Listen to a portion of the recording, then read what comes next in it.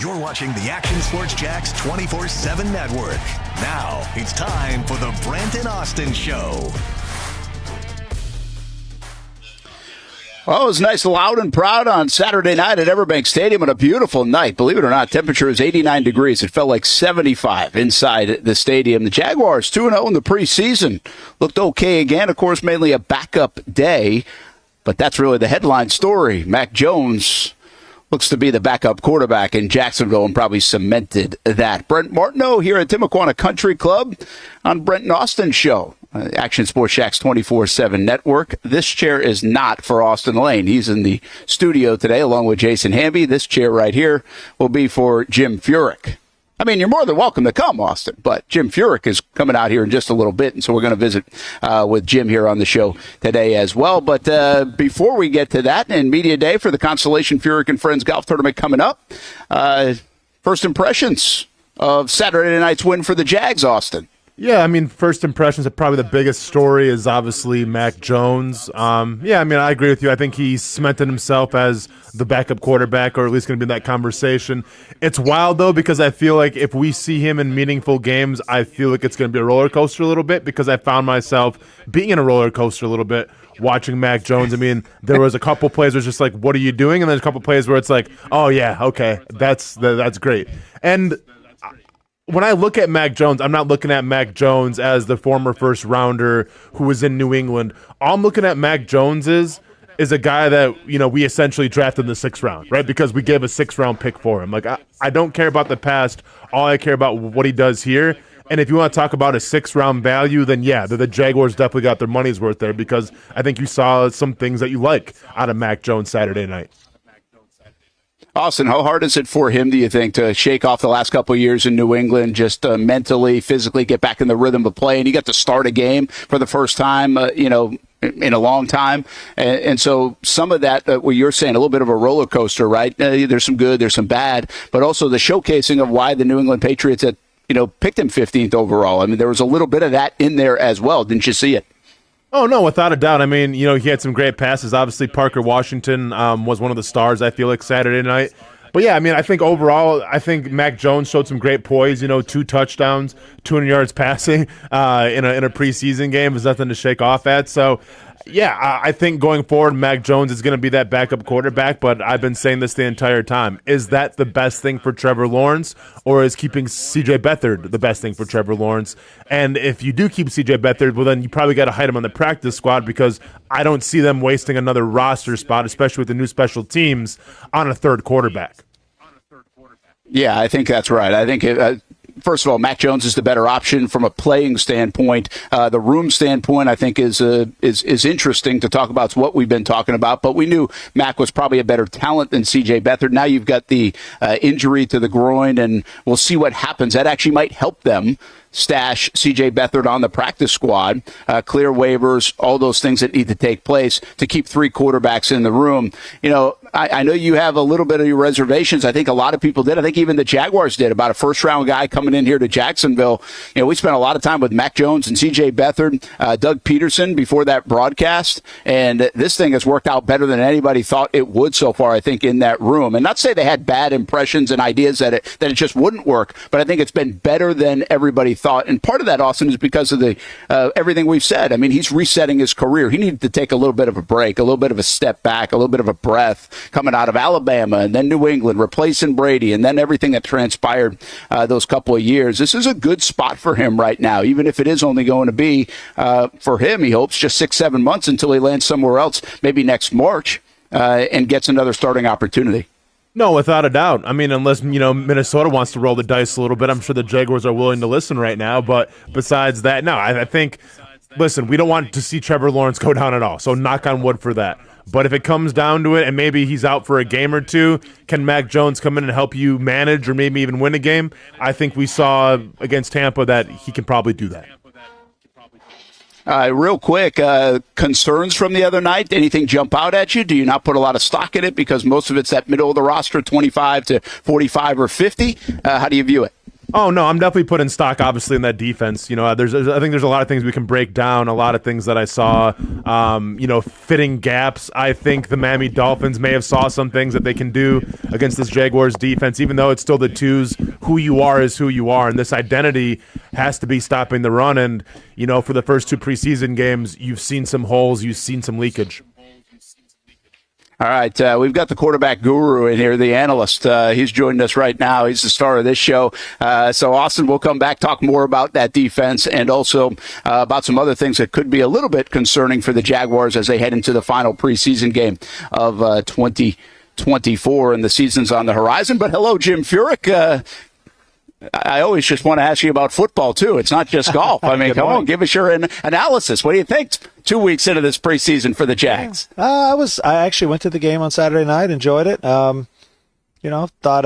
Thought there were some good moments along the way, but I was just having some fun. I did a lot. I'll be honest, I was chatting a lot more than I was watching, so that's kind of preseason, right? It was 89 degrees at kickoff, I was saying. It felt much better than that inside the stadium, didn't it? It did, and I was lucky enough to be in one of the suites. So it felt really good for you. 72, yeah, it was perfect. It felt very good. Yeah. Relative to what the weather we've had, it felt pretty nice on Saturday night. I'll stay with football for a moment. Yeah. You've got a quarterback, your team, quarterback battle a little bit. Russell Wilson, Justin Fields, obviously grew up a Steelers fan. Yep. Interesting situation up there. It is. I mean, cleaned house, 3 new quarterbacks in the room. I got to imagine it's Russell Wilson's job, right? I guess maybe the right way to say it is it's probably his job to lose. I think if you're that right. Makes sense. Justin, obviously huge upside, much younger.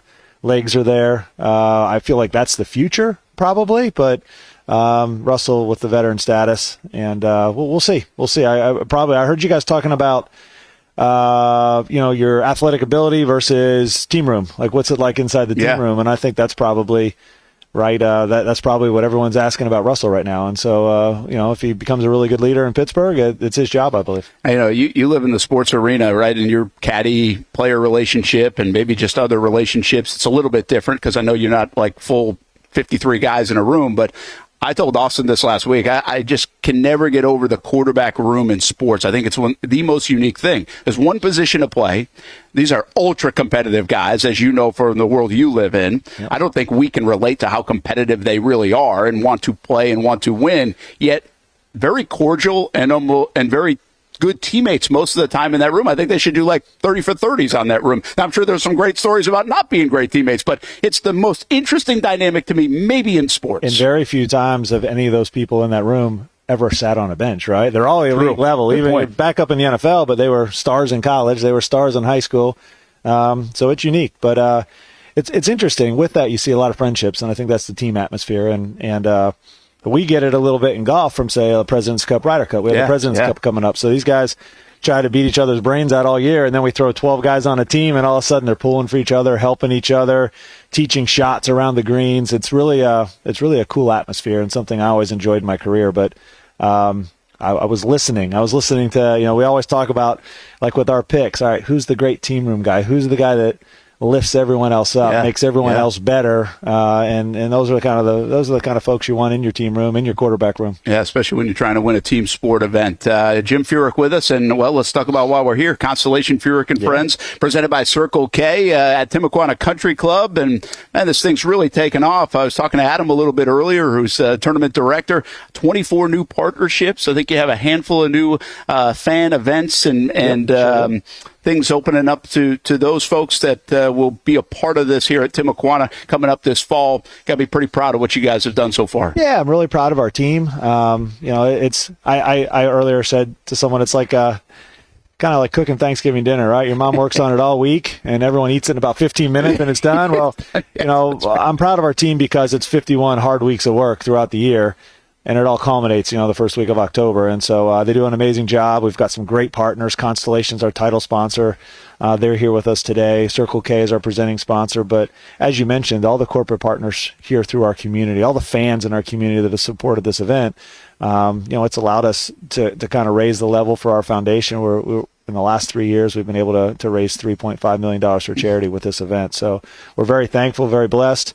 And we're still going to continue to have some fun. Like you said, we've got some new fan experiences this year, and we want folks to have a good time. We want them to golf's the vehicle. Come out and watch some Hall of Famers and the best players in the world, but we want you to have a good time. There's going to be some good food. There's going to be some drinks, cocktails, music. We have a couple concerts, and so come out, enjoy yourselves.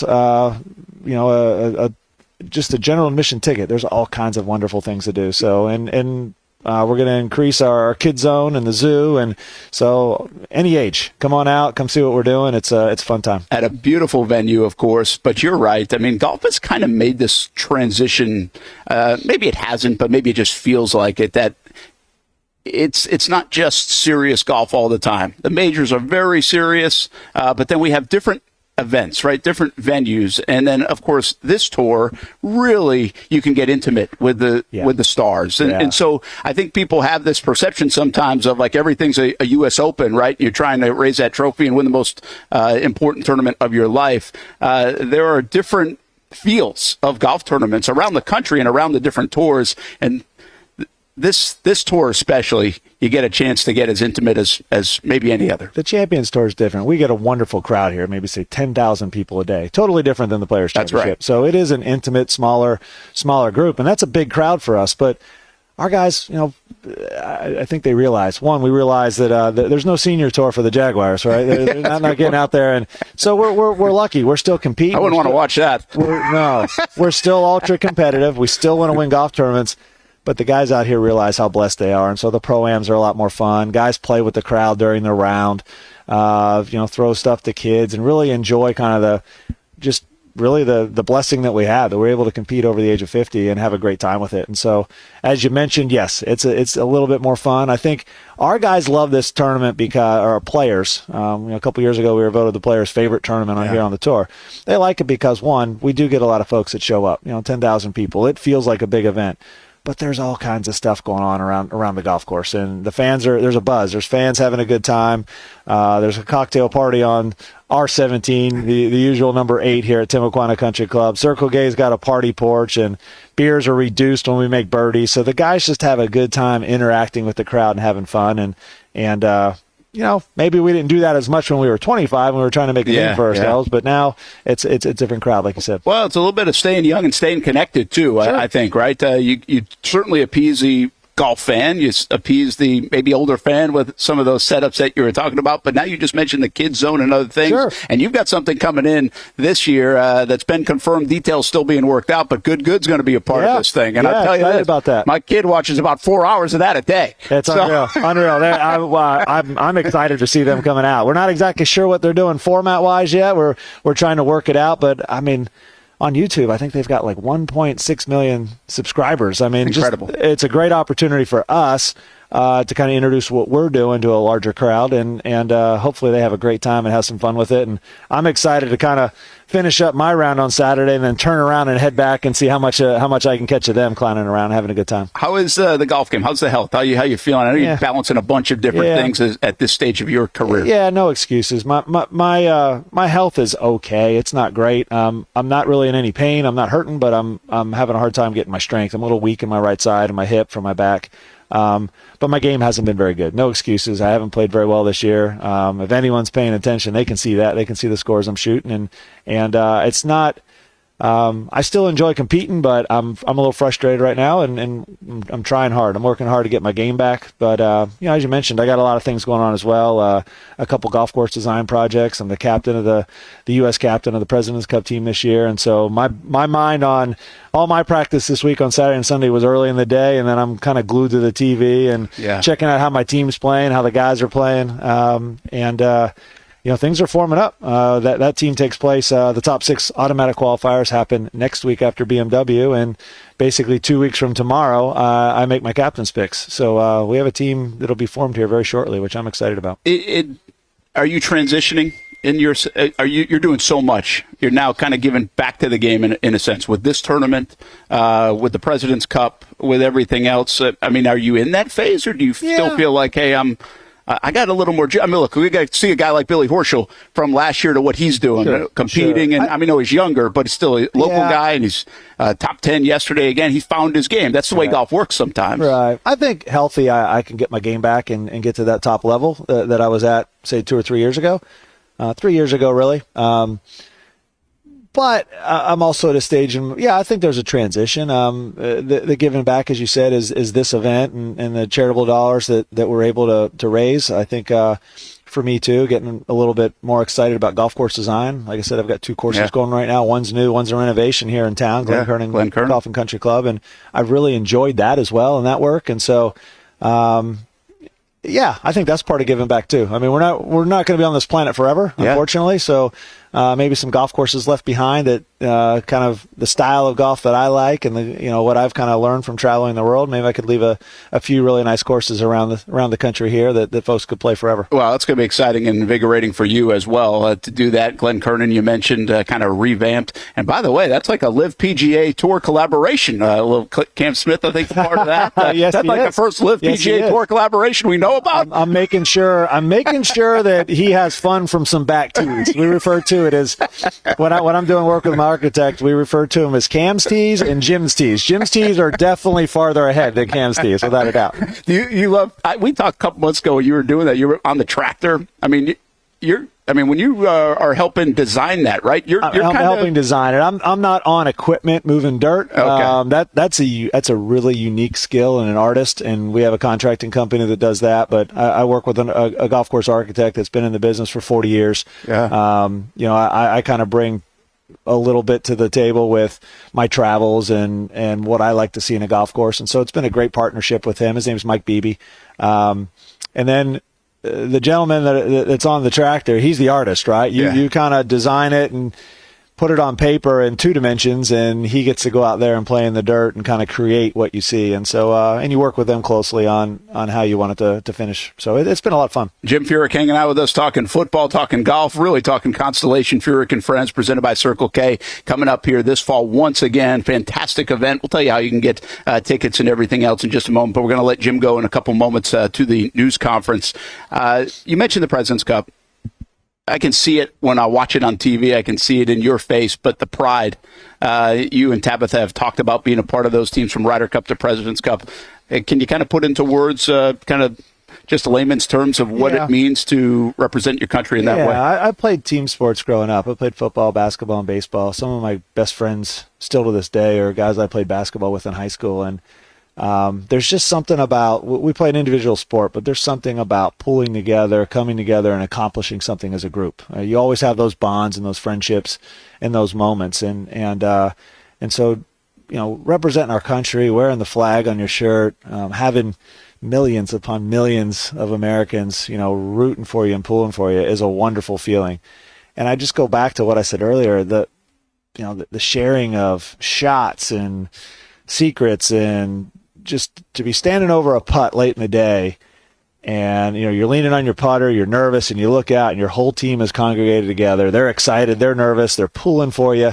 You just don't get that feeling on a weekly basis on our tour. And so those weeks are special. And these guys that we probably have 6 guys are pretty much pulled away. They're almost done with the automatic qualifying. There's 6 other guys. There's 12 other guys that are dying to get a spot on this team. And so my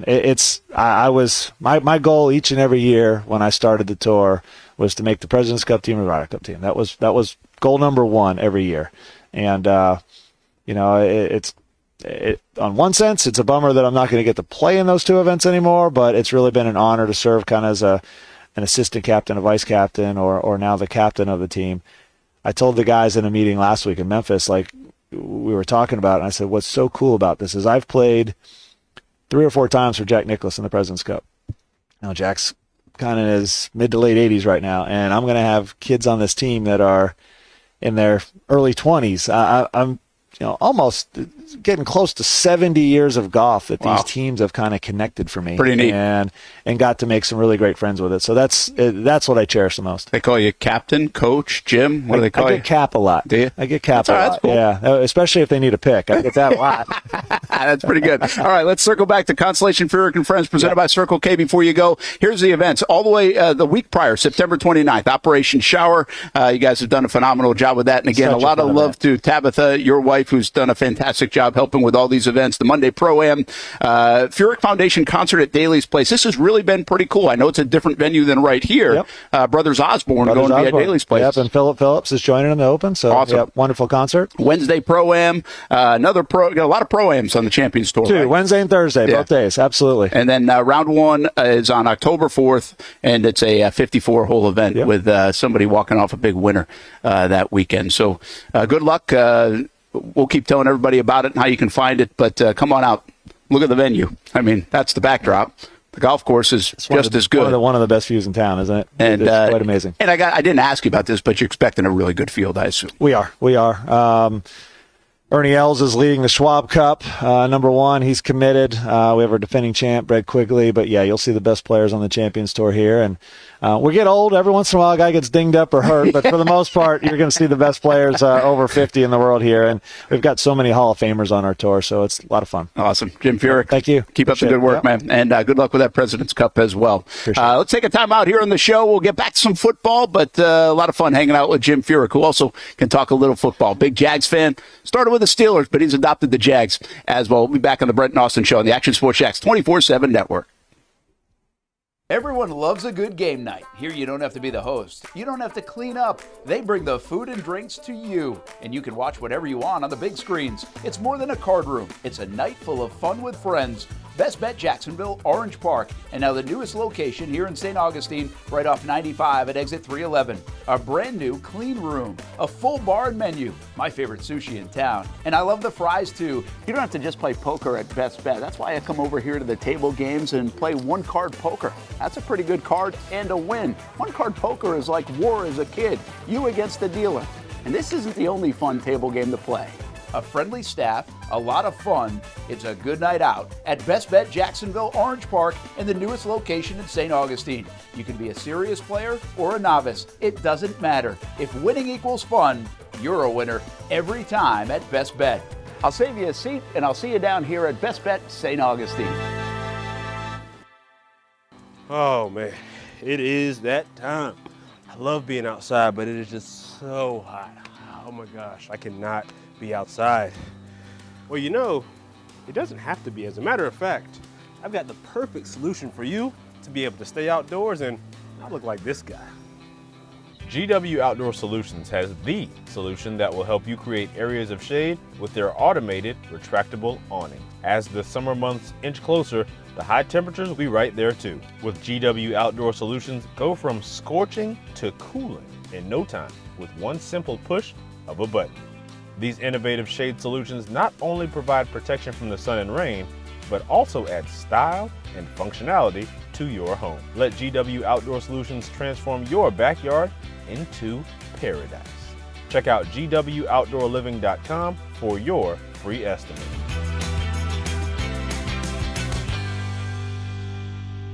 Nobody but Nimnicht. Our family has purchased 6 vehicles from Nimnicht Buick GMC. The #1 Buick GMC dealer in Jacksonville has lots of inventory to choose from with their best price guarantee. Who gives you top dollar for your trade? Nobody but Nimnicht. Save up to $10,000 off select new GMC Sierras or get rates as low as 1.9%. You know I'm a truck guy. GMC Sierra, my trim level is an SLT. This one's an Elevation. Pretty good looking color as well. So here at Nimnicht Buick GMC, you have a lot to pick from.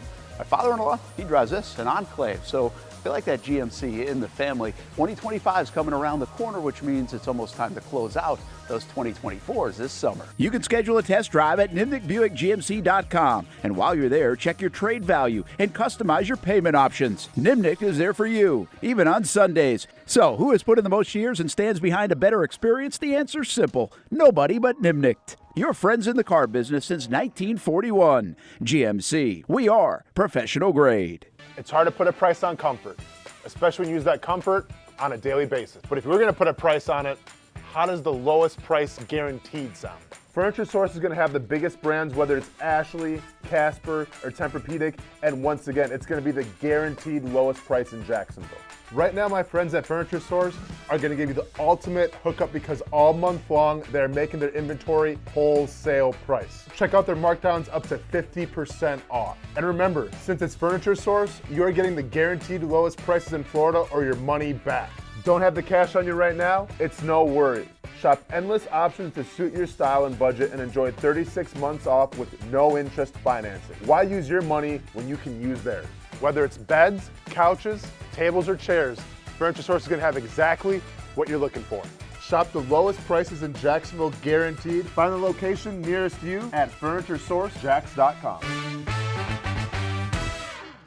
It's a new logo, new branding. With Bold City Heating and Air, it's an old school approach. One of the few locally owned and operated air conditioning businesses left in Jacksonville. It's hot, Florida in the summer. You can't do much to avoid it, but you can keep cool with Bold City Heating and Air. It's every customer counts kind of service, from when these trucks have pulled up to my home over the last couple of years and when they pull into your driveway as well. From communication to pricing to the actual service, everyone at Bold City Heating and Air cares about you. You know who's coming to your house. You know they will be well trained and they will respect your home. Air conditioning convenience at BoldCityAC.com. Stay cool while it gets hot. Bold City Heating and Air can help. Don't get caught sweating all summer. BoldCityAC.com. And they have financing to help. New systems starting at $110 a month and $50 off any repairs. Stay safe, stay comfortable with Bold City Heating and Air at BoldCityAC.com. Homegrown in your hometown.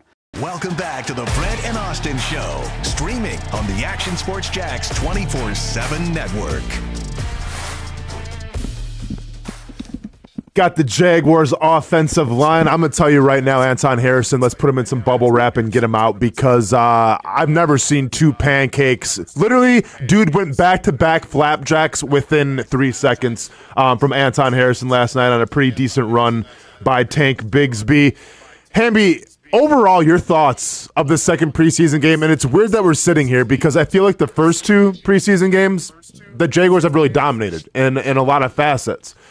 But I don't know why there's still some things I want to nitpick and say, well, I'm not quite confident yet. How are you feeling about it? Yeah, I'm thinking we might have to go get another guard. Because, I mean, well, shoot, Foster had a rough game at left tackle. It doesn't take a whole lot of, X's and O's for anybody watching to see that. But that's not the biggest area of concern because, he would be not even third because of Walker Little. I can live with him having a rough game, no problem. It's not what I wanted to see, but I'm talking more, I don't know, Shatley, Cooper Hodges doesn't, I don't know. It just seemed like our second string line, we can't afford any injuries to the first stringers. Brent, we win 20-7. Should we not be worried at all? Should we be happy with these 2 wins, or is there's some things to be questioning here? No, listen, I like what you guys are saying. I think there's reason to nitpick, and that's what this time of year is for, right? Be a little bit concerned about some things. But I also think you've got to acknowledge the fact that the Jags dominated that game on the offensive side. They controlled the ball. At one time I looked up, and it was like 133 yards, I think, going into the fourth quarter for Tampa. And I didn't even actually think the Jags defense had played well. Like, they gave up a quick drive, and their run defense on the early downs was not good. So it's like, wait a minute, giving up 133 yards. So maybe, Austin, the defense didn't play well, but the defense didn't play well, but the offense had a 10-play drive and a 17-play drive to pretty much dominate the game. And it would have been more domination if, let's just say, Mac Jones and Elijah Cooks connect a couple more times on some plays that they had in their hands to connect on. So the one thing I'll say about the offensive line, which I think you can be critical of, Austin, is the fact that they still haven't played together. Anton Harrison and Ezra Cleveland weren't in game one. They were here out there in game two, but not with the other 3 guys. So all the good, all the bad, I think you take with a little bit of a grain of salt, but it is all we have to go on right now. And I think everybody's main worry of the season going in was probably the offensive line, and I'm not sure they've alleviated that yet. Yeah, I mean, that's going to be a concern, and obviously on the other side of the ball as well, something that was a concern last year that some could say really cost the Jaguars a playoff opportunity. And I think why Ryan Nielsen was brought here in the first place is the ability to stop the run. And I think last night in a couple of series, especially early on in that game, you saw linebackers not fitting the right gaps. You saw bad lane discipline in terms of the cutbacks and everything. And once again, these are 2s and 3s that we're talking about here. So how much stake do you put into it? But it's starting to be a repetitive thing now where we're talking about, will this team be able to stop the run? Yeah, and I got to feel like they will be able to stop the run. The one guy that hasn't been out there much is Foye Oluokun. I mean, what's he played, like 5 snaps, guys, in the preseason? And he's the guy that kind of puts the band together. And so I think when you're missing gaps and things like that, that could be part of the problem. Foye is an important part of it. He's the quarterback of that defense. Again, I'm trying to come up with reasons. I'm not discounting what you're saying. It is what we have. But we also have very few reps of the guys that are going to be out there. And I think maybe the bigger thing to look at was how they handled the practices against the Bucs, and those went pretty well, according to most, in favor of the Jacksonville Jaguars. So I think, they're going to have some concerns. They've got to bottle some things up. You definitely don't want to be out of place against the Miami Dolphins in Week 1, Austin, because they'll burn you. No, without a doubt. And what I wanted to get into, we can get into it later, we can get into it right now, but I felt like obviously this Bucs offense didn't have a lot to celebrate. I mean, if you look at it in totality, I mean, the Jaguars were big on money down. The Bucs go 2 for 11. That's big on third down. I like to see that. Penalties were a little higher than I wanted to see from the Jaguars, but still, I mean, under 10, you're doing okay. I think they had 9, if I'm not mistaken, but to me, what really stood out was when the Bucs wanted to go RPO. Now, once again, this is the preseason, so I was expecting a little more vanilla offense and everything. But when you saw the RPO and the Jaguars were in base defense, you saw Trask actually gain a little more confidence because the Jaguars are stacking the box. And if you run an RPO and if you know how to do it correctly, you can say, okay, they're loading the box right now. Let's go to my receiver. Okay, they're a little soft right now in coverage. Let's run the ball. And you saw that a couple times in Tampa Bay. Now, I don't think Kyle Trask is an RPO king by any means. I don't even consider Tampa Bay to be an offense that's going to do a lot of RPO. But I see a team in Miami that can thrive off that. I see a team in Miami that can thrive off, change of directions, that can, thrive off motions and things like that. And obviously they have the big playability. That's what scared me more than anything, I think, last night was in this defense. And I get you didn't see everything from Ryan Nielsen, and I'm sure he's going to show a lot more wrinkles in terms of what it's going to look like. But if you're in your base defense and you're not going to change anything around, I wonder if you're going to be susceptible to teams that like to run the RPO. Yeah, that's an interesting point. That's why I like your opinions on this. That's something I wouldn't catch necessarily, and we'll see if that becomes a problem or it's something that they can fix. Hamby, I just asked this to the social media world and the folks that are listening. 2 weeks of the preseason, let's take it on a bigger picture, guys. What do you like the most? And it's okay to say, what do you like the least? It'll put you on the spot a little bit, but what jumps out at you? Because I think our minds always want to go negative. It's so funny. The Jags don't win any games for like 10 years, and any time they line up against somebody. They've actually, like you said, Austin, dominated a couple of football games for the most part here on these Saturdays in Jacksonville, but I still feel like we go to the other side of it where it's like, that offensive line and other things. So best thing in the last 2 weeks that makes you feel good. Worst thing, and I mean, we've been talking a little bit about it. You're probably going to go there. What do you got, Hamby? I mean, it makes me feel good that we've won.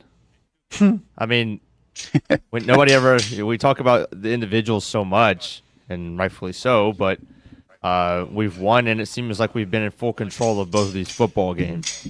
And I know that obviously with 80 different players playing in them, it's tough to put anything into that. But it just seems like we're in control, that there's not been any panic, that for the most part we've been in the right place at the right time. Like Austin said, it's been pretty clean football for the most part. I know Seth Williams fumble late in the game. We had a few penalties, but in the first game, very little penalties.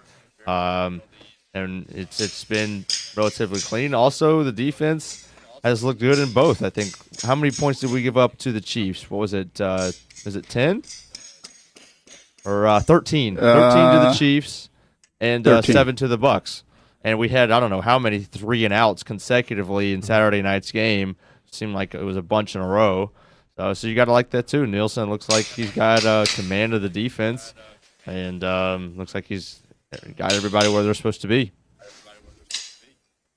Austin, what do you think? As someone is playing a giant game of horseshoes, it sounds like in the back, I'm going to say that the thing I like the most would be, I mean, I can say just Tank Bigsby in general, right? In terms of running the football and then the vision there. I think he seems to really progress since his first year. But I think if you want to put like a more big umbrella on it, I just think what this offense looks like so far, what the goal is going to be, where you're going to pound the rock, you're going to have play action, and then take your deep shots.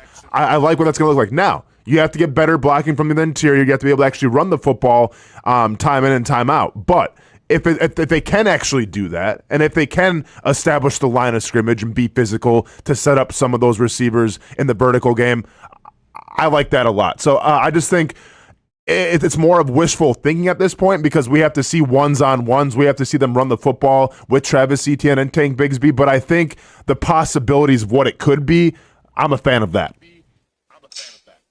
Yeah, it's a good call. I like both what you guys said. I think just overall the offense, it looks like they've got it. It doesn't matter if it's Trevor running it in the first teamers or if it's Mac running it in the second teamers. And at times it's even been C.J. Beathard. And I don't even know how he graded C.J. Beathard the other day. I mean, he was like, he had people in his face the whole time. So by that time of the game, you're at a little bit of you're at a disadvantage, because you're playing with, again, guys 78 on the roster blocking for you. And that's a tough thing. And there is a drop off. I don't care even if you think you're good. There is a drop off when it gets to that point. So, yeah. I just think it's been a pretty fluid operation, and that's what you want to see. I mean, it's year 3 of this offense. It's Press Taylor, Mike McCoy, Doug Peterson, Trevor Lawrence. We've seen these guys. I mean, and credit to Mac, he's come in, in a new system and looks like he can run it comfortably, but that's always been a strength of his, to be able to understand an offense and to be able to deliver. I'm still concerned about their running game, and especially on the short yardage stuff. They had a 3rd and 2 the other day about midfield. They got stuffed on it. Then they had to go for it on 4th and 1, and it was a quarterback sneak from Mac Jones. But you have a couple opportunities in the preseason at 3rd and 1, 3rd and 2, and I still think it's been a little questionable in those short yardage situations. And the other thing is, take Bigsby. He ran, I think, 10 times for 37 yards, which isn't a great clip. But if you look at some of the numbers, all those yards were done like after contact. Mm-hmm. Like, that's a little like game within a game, Austin, where you're like, oof. That's not good blocking if that back has to be getting all those yards after contact. And there are a lot of that's a big stat anyway. There are a lot of guys that just have to get more after contact. Like, you're not a good running back if you don't get a lot after contact. But all 37 of them, can somebody open up a lane for Tank Bigsby, Austin? No, and this is kind of the night and day of what you saw compared to the Jaguars defense. Like Tank Bigsby had to earn his yards, it seemed like, play in and play out. And you do like the yards after contact. Now his longest yard or his longest run was 6 yards, but like it seemed like he always got positive yards regardless of where he's getting hit in the backfield. And you like to see that, because the last thing that you want to see from this team is to come out week 1 against Miami, get stuffed on the line. Now we're talking 2nd and 10 or 3rd and 8. This team needs to thrive in playing within like 2nd and 6, 3rd and 4. If you get those types of down and distances, this team can thrive. What you don't want to see is 1st down, hand the ball off to probably Travis Etienne more than Tank Bigsby at 1st down, and you get stuffed at the line of scrimmage. Like, you have to get positive yards to be successful in this offense. On the other side of the ball, on the defensive side, I think they did a pretty good job of limiting explosive plays, and then that's always like from a defensive corner, that's what you want to see, take away explosive plays. But I'm going to be honest.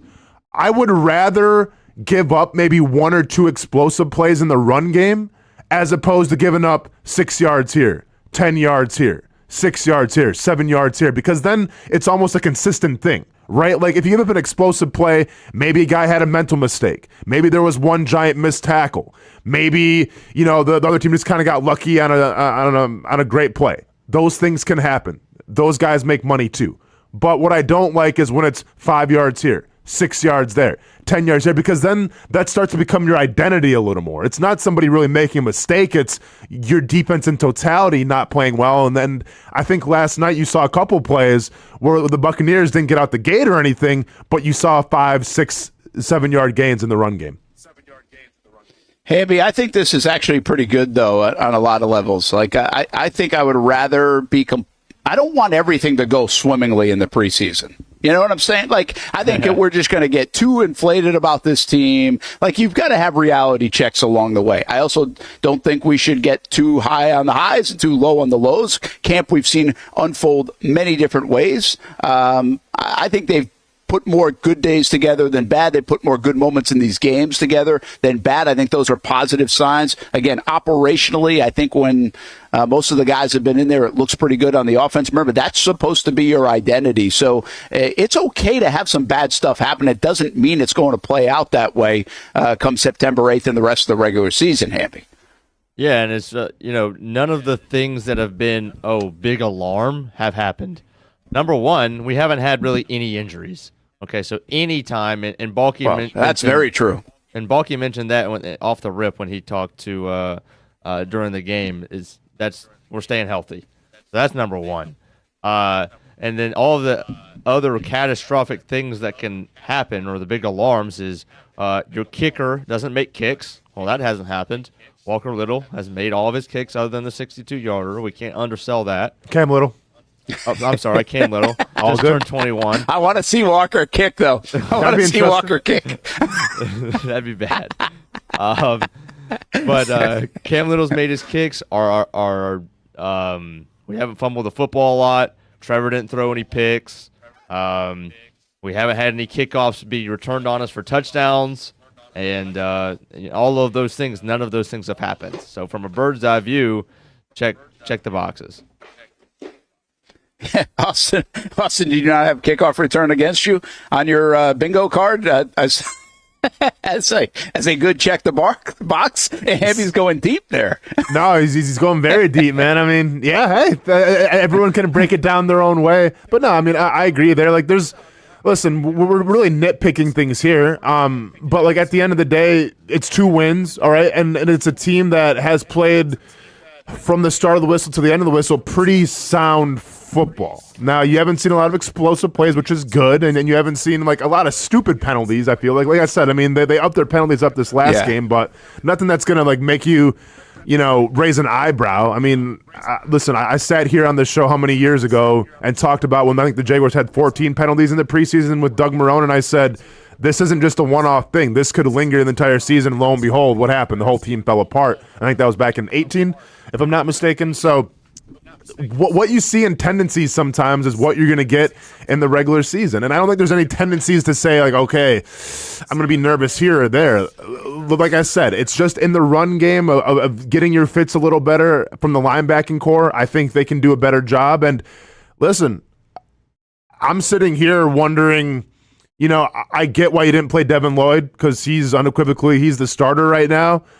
But at least in the run game, watching Chad Muma, he may have been the most dependable guy I've seen so far in preseason in terms of stopping the run and being in the right spot from the linebacker position. And it's a little weird. I don't want to say it's weird because I understand what it's supposed to look like, and I don't have the all 22 Bucs versus Jaguars training camp videos of how Lloyd did in practice and everything. But from what I've seen from Muma so far in terms of at least stopping the run, and also he's been some pretty good spots in terms of the pass, he's having a pretty good training camp right now. And I wonder if there's even a talk right now, even a question of in base formation, do you maybe try to incorporate Chad Muma at the linebacking spot? That's an interesting deal right there. By the way, we could have recorded the tower cam and seen if we could see the ants marching a little bit to accommodate that for you, Austin. At least not live on the show, but maybe. Yeah, man. Nothing like watching practice. Some more animal videos, Brent. Why not, man? It's an interesting. I don't think. And I'm starting to wonder if you've got something against Devin Lloyd. No, I'm just kidding. I know you don't. But I was a little surprised based off some of our conversations of last week that maybe he didn't get a few reps in this game to get more comfortable at that position since it's a new position. But what it told me, Austin, is that because he didn't, they are confident with the way he is playing in practice and what they're seeing. Doesn't that did that say it to you as much as it did to me? Because they did play some starters, Anton Harrison, Brian Thomas Jr., Ezra Cleveland. They had some of those guys in the game on this one on Saturday night. Yeah, I mean, that's what I thought. Now, I haven't really heard out of training camp how good Devin Lloyd did against the Buccaneers. So maybe he did good. I have no idea. I mean, I can't speak on it because I wasn't there. But the fact that he didn't play in the preseason game, yeah, I guess it goes to show you, like, in Ryan Nielsen we trust, and Doug Peterson we trust. I guess it goes to show you that he must have had a hell of a week, that they didn't really need to play him, especially after his first preseason game. And it's something that I have nothing against, Lloyd. But also I feel like if you're drafted in the first round, you're supposed to be expected, I think, to come in and be a star on this team. And I think the past couple years, since 2022 when he came here, I don't think we're talking about Devin Lloyd in terms of star potential quite yet. We got to take a time out, but before we do that, I want both your thoughts on this. Hamby, let's start with you. Do you need to see the starters play on Friday? Now, listen, I think they are going to play it. It's my belief. That's the plan, at least, unless something changes with Doug. But the plan was to play them next week, at least for a little bit. I don't know how long. We'll find out that a little bit later in the week. Do you need to see them play as healthy as the Jaguars are? Do you want to see some more from the offense and the defense to feel good before September 8th? I'd say I would enjoy seeing the offensive line play together as a unit, all five of them, like you mentioned. Defensively, I think I'm good. I mean, obviously, it would be phenomenal just to see Eric Armstead in a jersey. We know that's not going to happen, but that would be like the big plus if that did happen. But I'm good on as far as I don't need to see Foye. I don't need to see Josh. I don't need to see maybe the secondary playing some more snaps together. Since we've had some kind of turnover back there. But other than that, I'm good. I think, take it off, stay healthy, and we'll see you in Miami. Austin, what do you think? Yeah, I mean, I wouldn't mind seeing Trevor just for a couple series with that offensive line, make sure everybody's gelled. Everybody, is used to playing together, because by the time week one comes around, you got to be that way. I think I'd love to see the tight ends next to Evan Ingram. What's going to be who's going to be like the next man up? Bretton Strange is one of my guys to watch. I think I watched him. I don't know. He hadn't done a single thing. I think I watched him. I'm not sure. But did they still he was out. He was out maybe the earliest. He was out the earliest of everybody else. I couldn't believe how quick he was out of the game. He had 12. He played 12 snaps. Okay, well, yeah, then there's your two tight end, I guess. Cool. I would want to see more, competition, I guess, because I'm not sold on Bretton Strange being like the two tight end right now. I want to see more reps from him to see what he can do. And obviously in that secondary as well, we know what Josh Allen's got. We know what Trayvon Walker's got. I want to see the ones at the linebacker core shore things up a little bit. And obviously I think there's still competition in that secondary. So kind of rotate guys there, especially if you play, they have the Falcons next. So could be a pretty high-powered offense, depending if Kirk Cousins is going to be playing, how they handle that in Atlanta, but still an offense that you have to respect that can beat you a lot of different ways with their run game, with their tight ends, and obviously wide receivers like Drake London as well.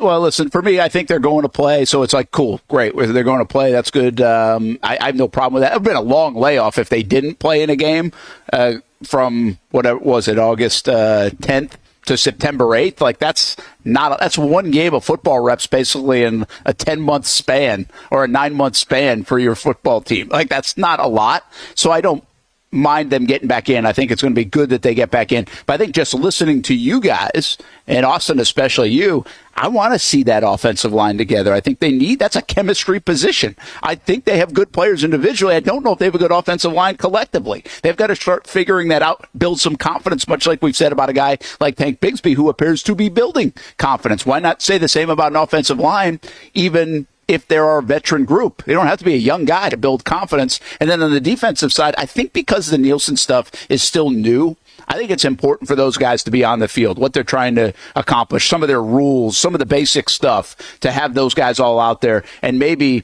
answer some of the questions that you had, Austin, about them. So I would like to see them play, and I think they're going to play probably into the second quarter. But stay healthy is obviously the biggest thing. Get to that regular season. I wouldn't mind seeing just a little bit more out of those two units specifically. We're live at Timuquana Country Club. Constellation Furyk and Friends, presented by Circle K, is coming up early October, so make sure you get to their website, and tickets are on sale for the golf event and so many different events going on that week, including Brothers Osborne at Daly's Place October 1st. That's become a cool spin-off of this event as well and part of it.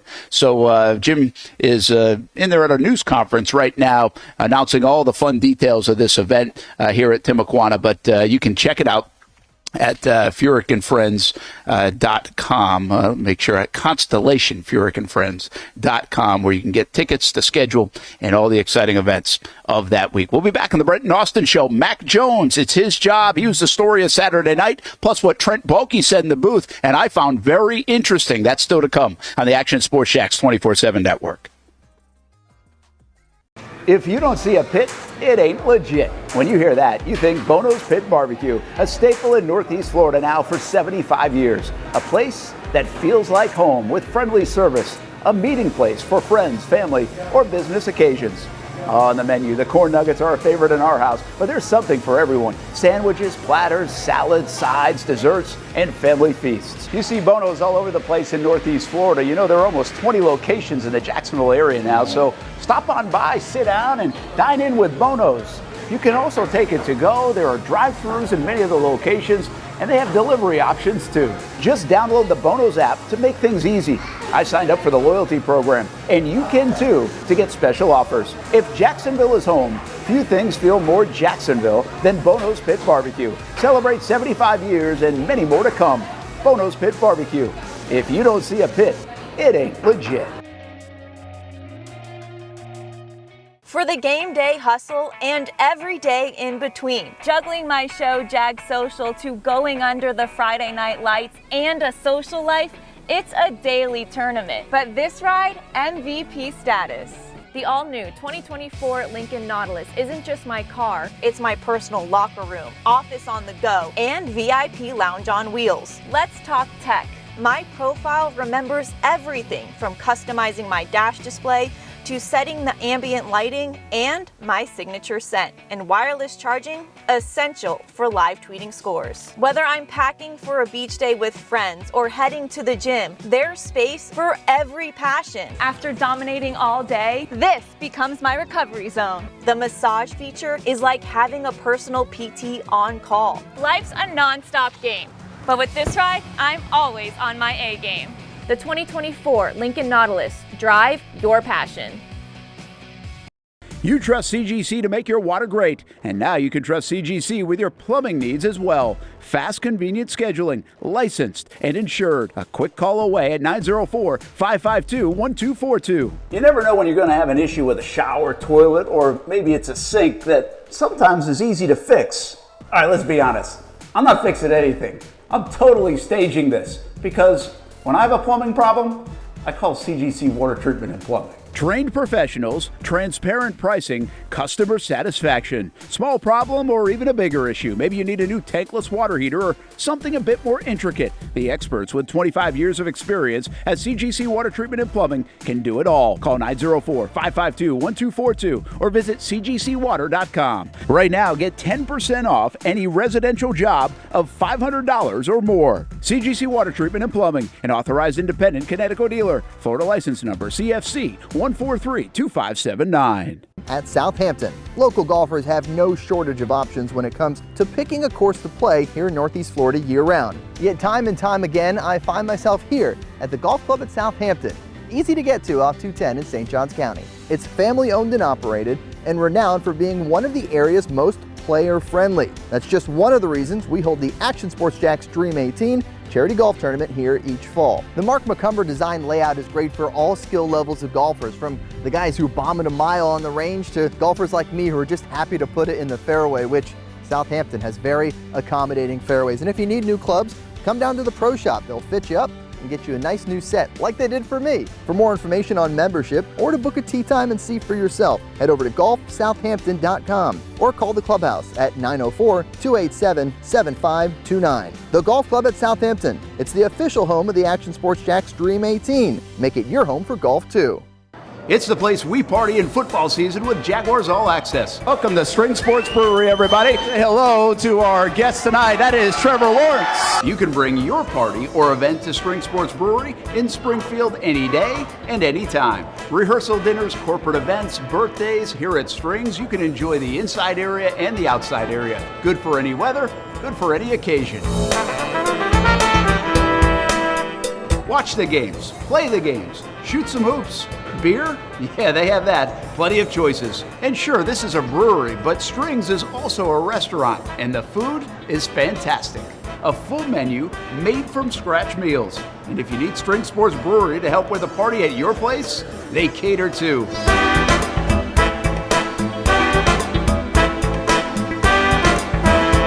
Family, beer, food, sports. Spring Sports Brewery in Springfield.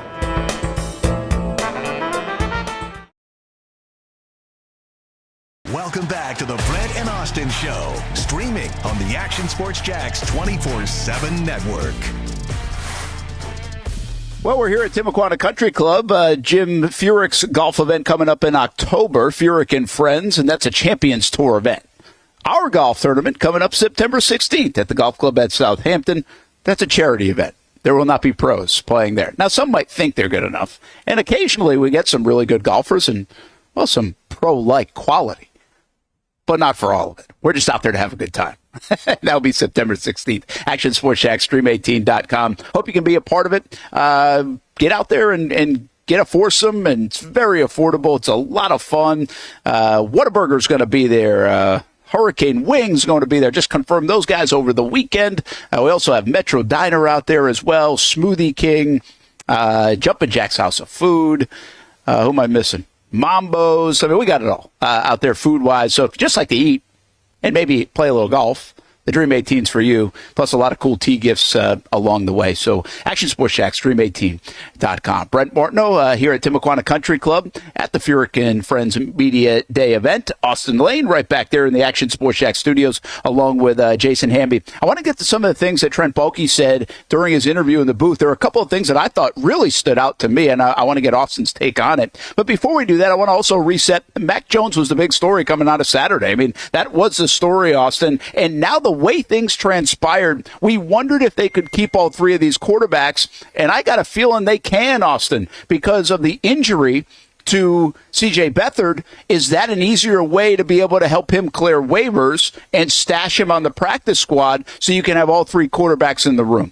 Yeah, I mean, it's everything, because the last thing that a team maybe that's looking for a backup quarterback or like a third-string quarterback, they don't want an injured one, right? So I think it's going to, obviously you never want to see an injury, right? Like they're unfortunate, but I think the silver lining here is that, yes, you can theoretically then keep three quarterbacks on this team, have Mac Jones as your backup, and then have C.J. Beathard on that practice squad. Do you think, how do I want to say this? Do you think there are going to be some fans of Mac Jones? I want to make sure I'm not saying this. It's not coming from me. Do you think there will be some fans of Mac Jones coming out of Saturday night Can't wait to see where this is going. Go back to when he came back to when they acquired him? It's like, oh, he's pushing Trevor Lawrence, right? I mean, they just signed Trevor Lawrence to a $275 million deal. That's not happening. I'm just wondering if there will be some people that get on the Mac train because of the Pro Bowl year in New England, the national championship at Alabama, and be like, and it might not even be fans. It might be other teams now that make him, going back to last week's conversation, that make him a viable candidate to trade for, try to pick up along the way. Did he open the eyes of other teams on Saturday night? I mean, I hope so. Now tripping like 3 times out of nowhere and just falling down didn't help per se. But I think the touchdowns and everything and the poise, we can definitely overlook that. If you're a Jaguars fan, and listen, I think we expect Trevor Lawrence to take a step forward here with this offense and everything. with these weapons.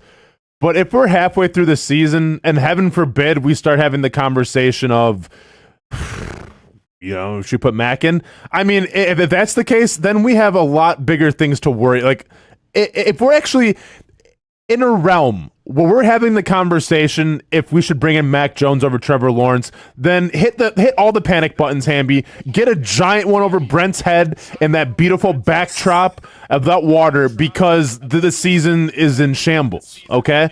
So I don't think we're going to have that. I mean, bigger, Make it bigger. Make it a lot bigger. Headbutt it if you have to. No, I don't think in Jacksonville we're going to have those conversations. Now, if we're saying in Minnesota, there we go, much better. But I think if we're nicely done.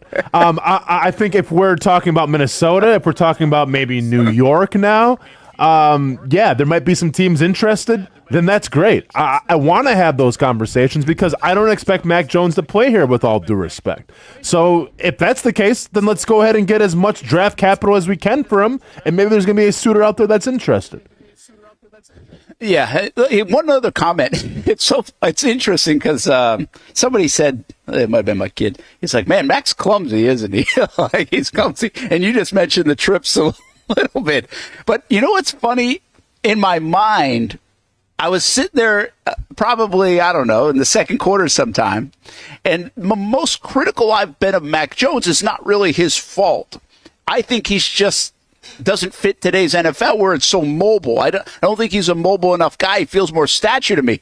Well, there were a couple of examples in the first half. Take away what you see from the clumsiness of tripping, that he actually moved really well. He picked up the blitz, rolled to his right, ran for a couple yards. He picked up a free runner, rolled to his right, found a receiver. He actually had the pump fake one where he had a guy in his face and then escaped and ran up the gut for a couple. I was actually starting to think, and coming into Monday, I was like, hey, guys, I was a little bit wrong. Like, I actually think he's got a little bit more mobility than I thought. And now he's not going to go run for 60 yards a game, but I thought he, and then there were a couple right after where he tripped over the 47-yard hash mark. So I had all this mental gymnastics going on, Austin.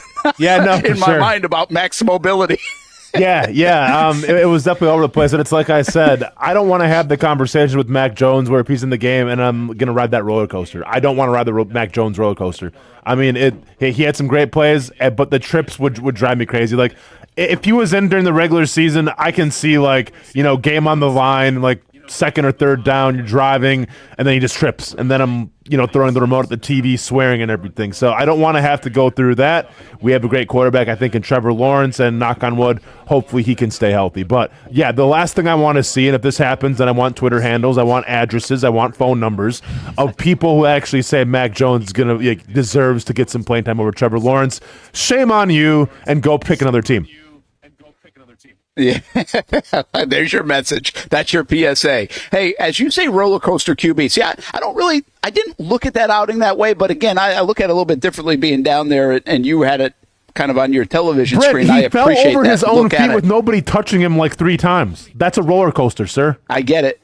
I get it, but in my mind, Austin, he's not there to use his feet. He's there to use his arm, and I thought he had a beautiful throw to Parker, obviously the other touchdown throw to Easton, but I also, the throw he made to Elijah Cooks was so good on that in the 2-minute. And then I think, and I said this on a post-game show, and I have not clarified it, I'd like to get maybe your thoughts if you saw the same thing. In real live action down on the field, I thought the first big play to Elijah Cooks that they missed on, you guys remember the one I was talking about? Yeah. That he was wide open. I thought either Cooks stumbled a little bit to get where his landmark was, or he just didn't get to his landmark. And I don't know if that was on Mac. I think he probably threw it to the right spot, and it was a little bit slow to get there. That was my interpretation of it. I don't have the knowledge of if that happened, but that was my interpretation. So let's just say he was in the right spot there, and then the beautiful throw that Cooks drops, which was in the 2-minute, which might have actually gone for a touchdown if he caught it and escaped that tackle. I mean, it was from the throw-in standpoint, the operation, the offense, it was very good outside of a few stumbles over the hash marks. Yeah, it was good, and obviously that one was at 3rd and 16, 3rd and 17 to Parker Washington for the touchdown. Yeah. I mean, that was a great touch. I mean, couldn't have been put any better. Yeah, there was a lot to like from Mac Jones. And like I started the show off with, like, I'm not looking at Mac Jones as the former guy from Alabama who's at New England. Like, I'm just looking at, you gave a 6th-round pick for this quarterback. And right now, I think that 6th-round pick is paying dividends for what he could possibly be. All right, you say roller coaster quarterback, and it got me thinking: who is in your mind is a roller coaster quarterback? Like when you watch, like does somebody come to mind that's like, oh, that's so fun? Oh, like Justin Fields had maybe a little bit of this in him. I remember at times the last 2 years, people were talking about as an MVP candidate, and then it was the worst pick ever made candidate. So, I mean, does somebody come to mind, Austin, or Hamby, when you guys say that? I mean, obviously, I think about Jameis back when he was in Tampa. I think he led the league in passing yards, but also led the league in interceptions. I mean, I think if you want to compare it to Jacksonville, I think Gardner Minshew could be a good comparison because he had a lot of great playing that backyard football, but there was some mistakes as well. So I think Minshew here now, I think Minshew maybe has cleaned up a little bit, and obviously he's evolved as a quarterback in the league. But when he was here, I felt like it was a little bit of a roller coaster every once in a while. Yeah, that's a good call. Hamby, you got any come to mind? I mean, not really. I think Carson Wentz for me from a couple of years ago was kind of one where he'd have some games where a fumble and just like one of the worst picks you've ever seen, but always showed flashes like that he could have been a top 5 quarterback with his athletic ability, and he'd stand and make an insane throw. Well, and now he's like the Tower of Terror more than the roller coaster. But yeah, I get what you're saying. I mean, come on, man. Come on. Come on. Take it back. I don't need to see the PFF numbers. Okay. It's the Tower of Terror. It is amazing how not good he is. Like that's crazy. And he was an MVP candidate, and now just doesn't play the position well. All right, I'm switching gears a little bit to a couple of things. I want to get to Trent Baalke in a moment, but we just mentioned Elijah Cook's name a couple of times. I tweeted this yesterday. I thought Cooks could have slammed the door shut on that sixth receiver spot, and he didn't. I thought he left it open. The problem is, Austin, I don't see anybody kicking down the door. I mean, I don't know if anybody's playing good enough football that makes you say, okay, well, that's going to be your 6th receiver. Heck, I'm starting to wonder if they just keep 5. Well, they could keep 5. They could bring somebody in from a different team as well. I mean, when we start getting into the 6th wide receivers and everything, you have to have a good training camp. You have to have a good preseason to even solidify yourself to make that team because you're on the bubble already. And I agree with you. I don't think anybody's really solidified themselves. So do you keep 5 or do you look in terms of roster cuts? I mean, those could both be possibilities. But once again, if we're talking about our 6th wide receiver, regardless of who that guy is going to be playing in meaningful games, it's probably, once again, Hamby, bring up the panic button. Hamby, what you got? Elijah Cooks, I mean, it looked like he knew it. Honestly. It looked like he knew it. Slamming the fist into the ground. Obviously, I couldn't hear what he said. Probably didn't want to. But you kind of feel bad for him in a sense. Obviously, it's professional sports, but it looked like to me like I watched a guy know that he put his job in serious jeopardy because he didn't catch the football. Yeah, listen, he did. He probably did, but the bottom line is this. I was thinking of it. He's got 2 years of resume now. You don't make one bad play. Like, Tim Jones made a bad play in the preseason last year, and he still, made the team. So I don't think it erases everything. But it wasn't great. It left the door open. The problem is, here's your receivers. Josh Cephas, which the fan base was like, oh my gosh, this guy's amazing. Hasn't been. Seth Williams really hasn't done much. He's obviously made a name for himself last year, but he didn't really do much yet. Denzel Mims, who I thought looked good early in camp, hasn't really done much to show us much. Tim Jones is a reliable run blocker, and obviously on special teams. Does he come back? And somebody was asking me about this, and I said, listen, he might. But my gut says they're trying to maybe make that spot even better than Tim Jones. And that's no disrespect to him. I just think they're trying to improve it. He's hung around, though, for a couple years. Maybe he hangs around once again. And then Who am I missing? Am I missing anybody there? You're missing Trammell and Easton. No, listen, Austin Trammell, he had a great game. Austin Trammell had a great game, and Easton makes a great catch. I'm not going to go with one game on Saturday night to say, okay, now Trammell's the guy. I think that's going to be the mantra in some parts because he looked pretty good, and he was the guy that we noticed, and good for him, by the way. That's what you're supposed to do. I just don't think I feel that way. I still think it's actually Elijah Cook's job to lose, especially but he could use a couple of nice plays this week in practice. And you said it, he's the tallest guy, 6'4". And I had somebody else mention, hey, he looked good on the gunner position as well. So these guys can all play special teams. That's what they're going to do, quite frankly. They're not going to catch passes, most likely, in an NFL game, if they're even activated. So it's probably even too much time on the sixth receiver. But I think it's an interesting moment the other night because it was just right in front of our face that thing could have been locked up. I mean, if he makes that catch on third down in the 2-minute drill and he goes for a touchdown, it's over, right? Everybody feels like it's over. Yeah. That's his job. Or at least just even make the catch and turn. I mean, that safety could have made a play. I mean, it would have been a pretty crazy change of direction, but I'm not going to discount the safety for maybe making a play as well on that pass. But no, you still have to have it. You can't have drops, especially when the lights are the brightest in a game. Despite what you do in practice to earn your reps in those preseason games, if you have too many of those drops, man, it doesn't matter, especially where he's at. Like, if you're a starter, okay, that's one thing. But when you're talking about on the fringe of making a team, every one of those plays matters. Yeah, I think you're right. And listen, other thing, Parker Washington's been awesome. Now I'm excited to see, can Parker Washington's game translate to the regular season? Can they find spots for him? Do they have to find spots for him? Will it translate? Will be this camp guy, the buzz, and everybody's talking about him, and then he has 3 catches all season? I don't know, but he looks the part, and he has lived up to everybody talking about him. So good for Parker Washington, the way he's been able to play. All right, Hamby, hang on. You've got some Trent Baalke. Oh. Hang on, can we go back to Parker Washington real quick? So, I mean, I think sure. So I think it was huge because a couple weeks ago when we started talking about how this team really likes him and he's coming from the slot, so how did they get him involved? And we kind of brought up, do they give him the Cooper Kupp treatment? And I thought it was very telling, even when you had a guy like Brian Thomas Jr. on the field, how, I want to say it was the first pass of the game, it was an option route.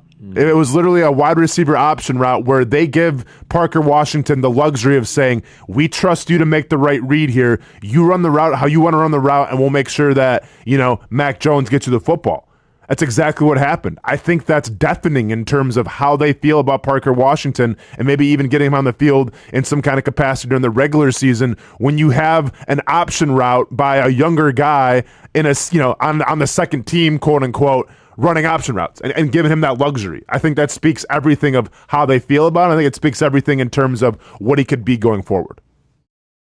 Hey, I wanted to stay on that, Austin, then, because you're obviously very impressed, and I like what you're saying there. So you're basically telling us that he has earned the trust of Press Taylor, Doug Peterson, the quarterbacks in year 2 with very few snaps in games to be able to say, hey, it's up to you. And that's a big step, right? It's everything, because I think, once again, it speaks volumes when you had Brian Thomas Jr. out there, who obviously everybody is very high on as well, and you want to keep giving him his confidence after a great training camp against this Buccaneers team and a good preseason game week 1 or preseason game number 1 against the Kansas City Chiefs.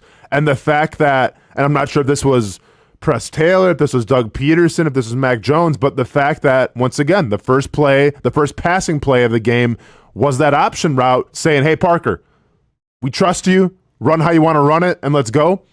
I think that's everything. Yeah, it's pretty good stuff. It's interesting. I continue to be fascinated by Parker because this was one that fans were all over last year, and a lot of draft nicks said, man, they got a steal in the 6th round, this guy out of Penn State. And now you're seeing a guy that got dinged up, wasn't fully healthy, and had a year to get things under his belt, and he comes in this year and really takes that step. Like, that's how it's supposed to work. And now those fans and the draft nicks that said, hey, this is a steal, look like they're right. Now you got to get him on the field. How can you get him on the field? How can you get him part of it and still not lose everything else you've got going on, which includes, obviously, Christian Kirk playing out of that position in the slot. But fascinating stuff and really a good observation from Austen Lane. All right, Trent Baalke said something that was really interesting, and we're going to have a few different sound bites from Trent if you missed it in the booth the other night. But I caught a couple of things here. I wanted to see if you guys felt the same way because there was at least one, if not two things that I hadn't heard yet that kind of caught my attention live during that broadcast when I was down there on the sideline listening. Hamby, take us wherever you want to go with it. Yeah, first we're going to go to Trent talking about the second-year jumps from players. Since we're coming off Parker Washington, Elijah Cooks, he had some interesting to say about all the guys that they had on the field. Here it is. Yeah, I think, we got 10 of the 11 guys we drafted still out here. And, that year one to year two jump that we always talk about is real. And I think you're starting to see it now with these guys. So in going from, going into the second preseason game, you have joint practices. As an evaluator, how do you balance it between weighing what they do in practice and weighing what a young does in a game? Well, it all matters. Obviously the game tape's the game tape, and you put a lot of stock in that, but you want to see how they work day to day, how they prepare both mentally and physically to get themselves ready for this day. And we're fortunate. We got a really good culture right now. These guys want to be here. They want to be involved. They bought in, and they're working tremendously hard, both on the field and in the classroom. Well, that's Trent Baalke talking about that class, everything you guys just said. And I've heard Austin say this so many times, and I guess I just heard Trent Baalke say it, the year one to year two jump is real. I mean, some of it makes sense to me, Austin. I just don't, know exactly why that is such a trendy thing in the NFL. I've heard over the years that, hey, it's hard. You've got to learn to be a pro. So getting into the league and figuring out how to operate is a thing. I'm sure some of that's just natural maturation. Some of that is probably the weight room and growing into your body and other things. So it's probably a lot of different things, but it seems like it's a cliche for a reason around NFL circles. It's definitely a cliche, but it's a cliche for a reason because it's the truth. And I think there's a couple things that go into that phrase where you make the biggest leap from your first year to your second year. I think, first of all, you talk about that rookie wall where you're coming from college, you leave college, you have to train for the combine, and that's strenuous in itself. So you're not even really focused on football stuff. You're focused on running a 40-yard dash and having to bench press 225 as many reps as possible and all those things. So then you're focused on that for a couple months. And then you get drafted, and then you have to move to a new city, and that's a whirlwind. Then you have to get established in an NFL locker room, and those things get done differently. You're not going to school anymore. No one's telling you where to go. You have to do this by yourself. So there's a lot of physically and mentally taxing things that go into that transition from college to the pros. And then when you couple that with, oh, by the way, you're playing against the best football players in the world in front of you, and yeah, it's going to be a little faster. They're going to be a little stronger. Everything is so finite in the details now to be successful. It takes a lot to adjust to. And some, obviously players do that better than others. But then when you go in that second year, when you have time to rest in the offseason, maybe you go to Vegas a little bit, maybe you go to the beach bars, wherever you're going, but you have time to unwind and decompress and just mentally kind of gather yourself, then you feel like a new man going into season number 2. So that's why I think you do make the most, the biggest leaps from talent from year 1 to year 2, just because it's such a whirlwind that first rookie year. Great English, Austin, but yeah. Yeah, that's good English. You're okay. We don't care about that on the show. I think what's fascinating to me, Austin, I get that all those things make sense to me. It's logical. Here in Jacksonville, we haven't talked about this that much because I don't think we've seen a lot of it. I don't think we see a guy that's like, hey, year 1, not so good, and then boom. Luke Jokel, year 1, not so good. Year 2, not so good. Year 3, not so good. Like, we have more of those kind of examples than we do of guys that really took a leap. And all of a sudden, we're starting to see it right now, at least a small sample of it starting to take place, in part because the Jags have focused on it, too. The development has been a big thing. It's been a focal point. And to their credit, they are preaching it. And they are also walking that walk. Here's Trent Baalke talking about it. And I think this is where he says something that was fascinating. Listen to the timetable of how they kept the rookies here in Jacksonville this offseason. Well, just the speed and the fact that, that's a tough position, as you know, Bucky, to come in as a rookie. That position's one of the harder ones to pick up. Tremendous effort on his part, learning the system. He's a smart young man, comes to work every day, and the older guys, proud of the older guys. They've wrapped their arms around him and helped him grow as fast as he can grow. You know, another guy who has really impressed is Mason Smith, your second-round pick. Big, strong guy. And at times he looks like he's darn near hard to block. Yeah. Impossible at times. Well, I think we got to remember with Mason, he's really played a year and a half of college football. You know, he's a big man. He's an athletic guy. He's got a lot to learn.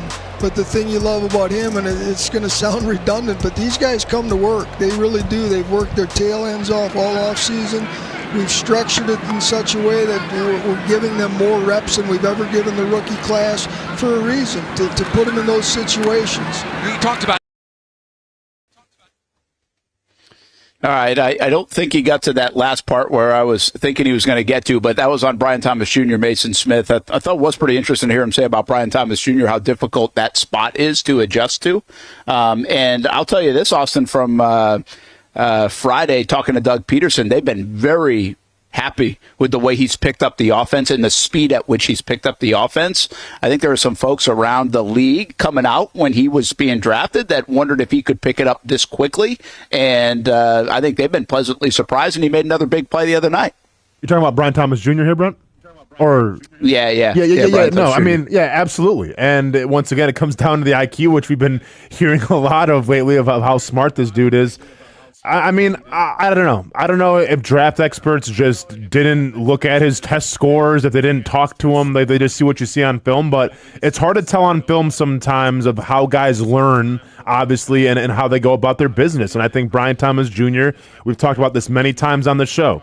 He's not going to be celebrating a lot. He's not going to be a vocal guy. He doesn't seem to let ego run his life. And he seems to be super smart and can obviously comprehend the playbook really well. Like, that's great and everything. And then when we talk about Mason Smith, you know, I thought it was telling from Baalke saying he still has a lot to learn, right? So almost like, and we kind of knew this going in, maybe it's a little bit of a project, right? And we've seen in the past when the Jacksonville Jaguars have brought projects here, it hasn't always worked out well. When I say projects, I mean, okay, maybe they're more of a luxury pick and we can kind of plug and play them because we trust our coaches and we trust our scheme and everything. Taven Bryan's, stands out as one of those guys. Didn't work out.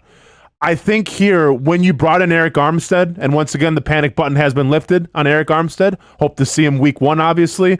But you don't need Mason Smith to come in and be that difference maker right away. Even though you drafted him in a higher round, I would have been nervous if Arik Armstead wasn't here. And it's like, all right, Mason, go out there and get your 20 to 30 reps a game.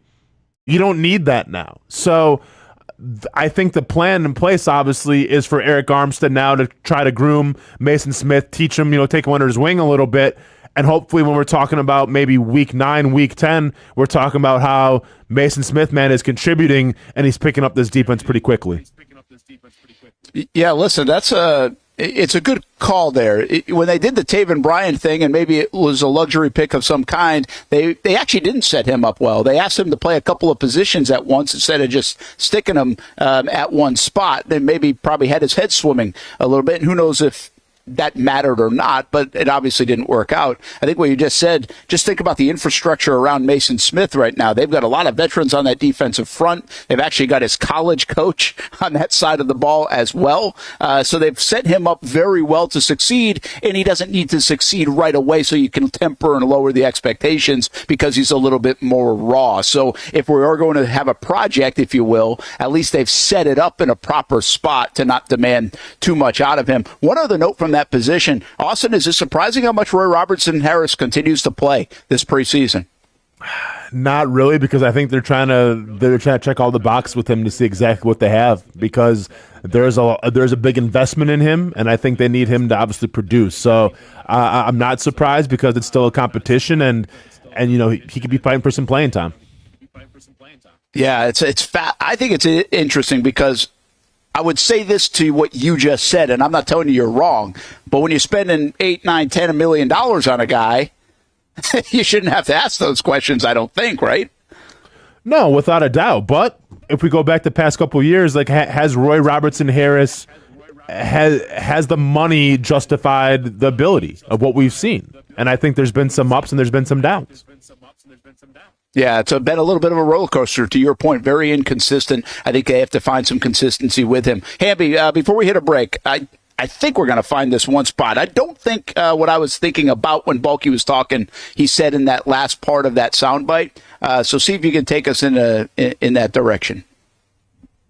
All right. I think I might have to go back and revisit to find that particular one because I got him on talking about the veterans that we brought in and about all of the signings of the offseason as well. Well, just give us, maybe not the veterans then. I'm going to read it to you just since we're on the topic, and I'll find it. Here's what I found fascinating about Baalke. I will get to it he basically said, Austin, that they kept the rookies for like 2.5 more weeks than they had previously the last couple of years. And I already think it's a long offseason for the rookies, the process and everything else to maybe set you up for some struggles in your rookie season, along with everything else that you mentioned about 5 minutes ago. And the Jags said, you know what? We're not going to wait around on these guys. We want them to produce, but we have to, again, develop them. We have to get them used to what we're trying to do. And in doing so, they kept them longer than they have over the last couple of years.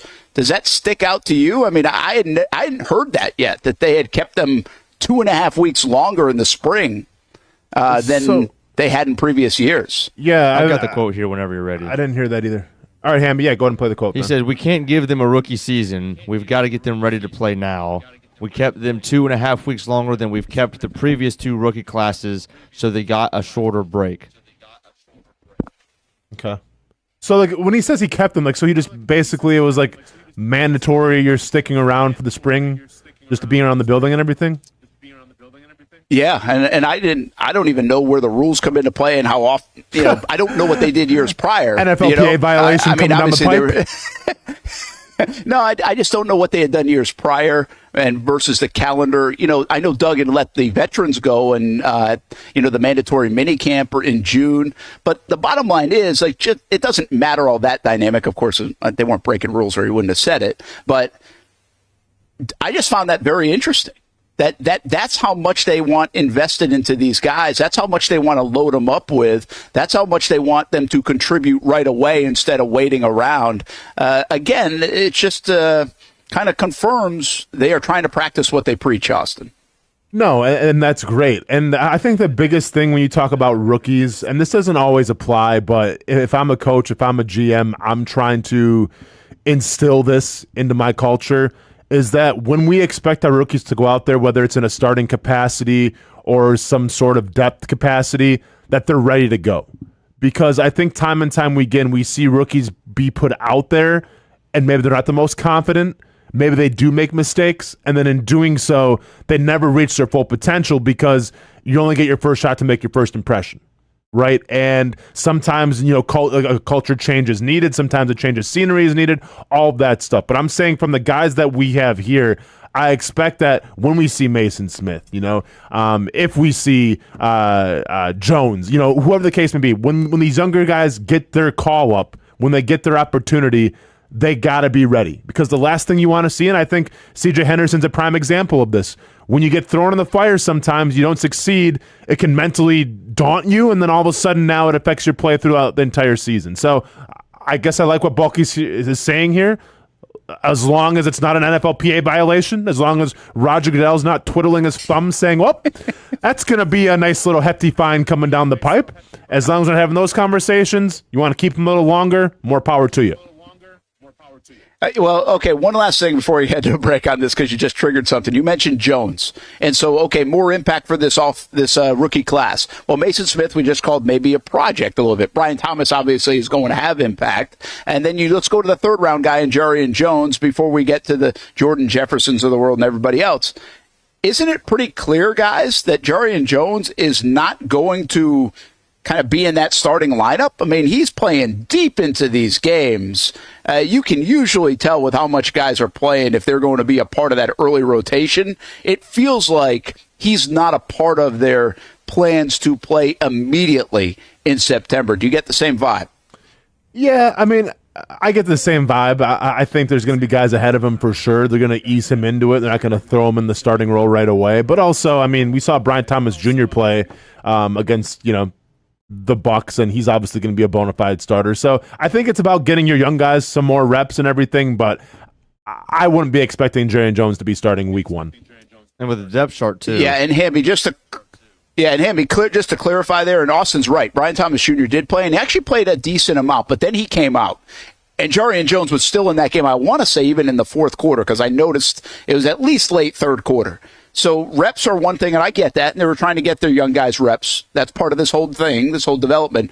But, Hamby, I just felt like watching that game, I'm like, he's not in this, front side. It's definitely Darby and Campbell. And then wherever you want to put, Johnson and Savage, and which then would speak to Savage playing the nickel spot, wouldn't it?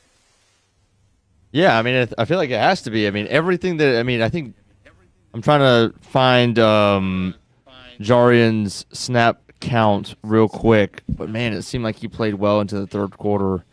While you're doing that, I'll keep yapping for you, because the one other thing about that is, if Savage could go to that nickel spot, but also Christian Braswell has been playing well enough that maybe he's the guy that's able to contribute in that secondary before even Jarrian Jones contributes, Austin. So maybe it's the play of a guy like Braswell, along with some of their additions and draft picks, that have bumped Jarrian Jones down the list a little bit, at least in my mind. I'm not telling you it's a done deal, but it certainly looks that way. I mean, you could assume it that way, but once again, I think where Jarrian Jones was taken and everything, and the expectations that have been set forth for him, I think he's still going to be a bona fide 2 in terms of depth and everything. I think, once again, you just have a rookie guy that they're trying to get reps, they're trying to see more things, because once that regular season starts, he won't be in there that much. So you have to get it in now, and then hopefully that he can pick up reps in the film room and reps at practice. Well, Hamby, you can get us that number if you have it. But the one thing here, now you're looking at a draft class that I think people will be critical of in a sense, because last year it was Anton Harrison, and then Antonio Johnson came along and played. Everybody else, while they played a little bit, didn't deliver. This draft class, what we're talking about, is Brian Thomas Jr. is going to play a lot. But outside of that, I'm not sure who's playing. And, I mean, more than 8-9 snaps a game, I'm not sure who's playing out of this draft class. Oh, Cam Little, by the way, he might be the next, obviously the biggest guy coming out of the draft class with the big leg. Did you find the snaps, Hamby? It's okay if you don't have it. Yeah, I got him. He's at 34, which is a pretty substantial amount. I mean, Braswell played 15, Buster Brown played 12. So I think that kind of tells you a little bit about. Well, yeah. Braswell had a hip injury, by the way, so they didn't bring him back in. So that was a little bit a part of maybe why he didn't play more snaps. But it also showed you that they wanted to protect him. I think he could have gone back in, but they like the way he's been playing. Yeah, and Trey Prince had 27. So Jarrian had pretty much, other than Hallett, he had the most snaps of any DB or corner. Okay. Well, and I'm going to go with Austin here too. I'm not going to. This isn't alarming to me. It's just an observation and a feel that, hey, it looks like Jarrian Jones isn't in that initial rotation. But Austin also is right. They're trying to get these guys reps. I mean, Brian Thomas Jr. played more in that game than I thought he would, actually. And he is a starter. You're right. He's going to run out there with the first team next week and on September 8th. So it might be a little bit of a mix and match. We'll see where it all lands. And you got one more game to figure it out against the Falcons. Let's take a timeout. We're live at Timuquana Country Club. Brent Austen Show on a Monday. Action Sports Jax 24/7 Network as the final week of the preseason hits. In fact, camp is basically broken. The Jags are back on their normal practice schedule like it's a game week, so we get closer and closer to the regular season. What else happened around the NFL? There are some interesting things going on around the league as we start to see some headlines and some storylines pop up around the league in the last week of the preseason, which will take place Friday for the Jags. We've got a lot of high school football action. We started the Blitz Friday night. Week 1 of the high school football season in Northeast Florida happens this Friday. Well, after the game happens on Tuesdays and Fridays at 2 o'clock and a replay at 6 on the Action Sports Jax 24/7 Network. Check out the journey to the sideline with many of the high school coaches in the area, and we're We've done a lot of football coaches. We are going to mix it up and do some other sports going forward, but you can check it out on YouTube on our Action Sports Shacks channel. There's a playlist, but you can always check it out on Action Sports Shacks 24/7 on the network Tuesdays and Fridays at 2 o'clock, and it replays at 6. In Northeast Florida, we love hanging out on the back patio, maybe grilling out lunch or dinner with the family, enjoying the good weather, or maybe enjoying the big game on the TV. Or maybe your favorite team in town, the Action Sports Shacks team. This is great, except for when it's really hot or the bugs start coming out. But what if you didn't have to worry about that? Titan Outdoor Solutions will make your outdoor area a comfortable spot, any time of the day, any time of the year. This makes too much sense. Titan Outdoor Solutions can give your home an upgrade. Customized pergolas, awnings, controlled shade, even retractable screens. The solution to beating the heat and the bugs and getting more use out of your home is Titan Outdoor Solutions. And this can even help prevent storm damage at your home. Living in Florida and living in your home is already good. Now make it great. Quality products, custom work, locally owned and operated. Visit TitanShuttersAndScreens.com or call 904-484-7580. People helping people is at the core of what Alive Credit Union is all about, and it's been that way for over 70 years. From 1954 to 2024, the mission remains to inspire financial wellness and give you a financially fit lifestyle. Alive Credit Union and its employees are committed to not only serving their valued members, but also our community here in Northeast Florida. That commitment includes a partnership with the Action Sports Shacks 24/7 team as the presenting sponsor of all Armada men's and women's broadcasts this summer. Action Sports Shacks and Alive Credit Union, a partnership that just makes sense when it comes to covering Northeast Florida. Alive Credit Union's commitment to our community also involves serving the financial needs of our first responders through the recent merger partnership with City and Police Federal Credit Union. Join the community and become a member of Alive Credit Union today. Find out the many ways you can be inspired in financial wellness at alivecu.coop. I've been telling you about CGC Water Treatment and Plumbing for a long time now. Their drinking water systems remove up to 99% of contaminants. We've had a Connecticut water softener and drinking water system in our home for more than 7 years. You can see the difference whether you're washing clothes, the dishes, or what I like to do most, fill this up for some coffee every morning, and mostly all day. Remember, if you're not filtering your water, you are the filter. Don't be the filter. Right now, you can save $1,000 or more when you bundle the Connecticut Premier Softener with a Connecticut K5 drinking water system. The experts at CGC Water Treatment and Plumbing will test your water for free and determine your water score. Don't know your water score? CGC will find out and recommend the appropriate Connecticut water treatment solutions so you can improve it. Call 904-552-1242 or visit cgcwater.com. Financing options available with approved credit. CGC Water Treatment and Plumbing, an authorized independent Connecticut dealer. Florida license number CFC 1432579. Baker Sports is local sports. Uniforms from Pop Warner and Little League to travel ball, high school, and college. They make you look good. They help you play good. Baker Sports has been helping families make memories that will last a lifetime with their Baker's Buckets. We've got a lot of these filled with baseballs and softballs in the garage. I've been throwing batting practice to Ty and Kaylee for years, and also sit on the Baker's Bucket, catching Kaylee while she practices her pitching. Baker Sports is homegrown, and a lot of employees that used to play on local ball fields now work for Baker Sports, now helping you look good, play good, and make memories of your own. Visit Bakersport.com to see what Baker Sports can do for you. Custom apparel, Nike, Under Armour, Adidas, embroidery, screen printing, and more. Baker Sports is local sports from Jacksonville to anywhere in the Southeast. Bakersport.com.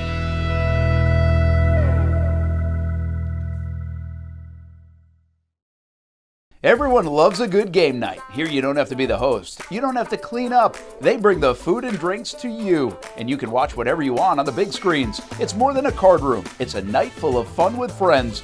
Best Bet Jacksonville, Orange Park, and now the newest location here in St. Augustine, right off 95 at exit 311. A brand new clean room, a full bar and menu, my favorite sushi in town. And I love the fries too. You don't have to just play poker at Best Bet. That's why I come over here to the table games and play one card poker. That's a pretty good card and a win. One card poker is like war as a kid, you against the dealer. And this isn't the only fun table game to play. a friendly staff, a lot of fun. It's a good night out at Best Bet Jacksonville Orange Park in the newest location in St. Augustine. You can be a serious player or a novice. It doesn't matter. If winning equals fun, you're a winner every time at Best Bet. I'll save you a seat, and I'll see you down here at Best Bet St. Augustine. Welcome back to the Brent and Austen Show, streaming on the Action Sports Jax 24/7 network. Hey, Donato's Pizza will be part of our Action Sports Jax Stream 18 in about a month. That will be on September 16th at the Golf Club at Southampton. You can make it a part of your daily routine or weekly routine anytime. Donatos.com. Save 20% off your order. Use the code BRENT20. Jax Beach and Mandarin locations. Donatos.com. Almost lunchtime here on the Brent and Austen Show. This show flying by already. Brent Martineau along with Austen Lane, Jason Hamby. We had Jim Furyk join us right off the top of the show. You can always go back, listen to the podcast. It'll be up at 1:30 wherever you find the podcast, so check it out there on your way home. And you can always check out the show in replay fashion on the Action Sports Jax 24/7 network or on social media. Check out our YouTube channel, Action Sports Jax. All right, let's check out the rest of the league. Austin, you mentioned Gardner Minshew. Guess what? He won the job. They waited. Antonio Pierce says, I want to get off to a good start. Gardner Minshew gets the job. I guess he should have, right? I mean, they signed him to a 2-year, $25 million deal. Yeah, I mean, what is this? This is his fourth starting role on a team in 5 years, it would be, I think. Yeah, technically third, right? I wouldn't call Philadelphia a starting role. He did fill in for like 2 games. Yeah, okay. Okay. I thought you meant like he was given the job. Oh, no, but he's been asked to be the starter. Right. He did start a couple of games in Philadelphia. Yeah, I mean, has any other quarterback, can they say this? Like in 5 years?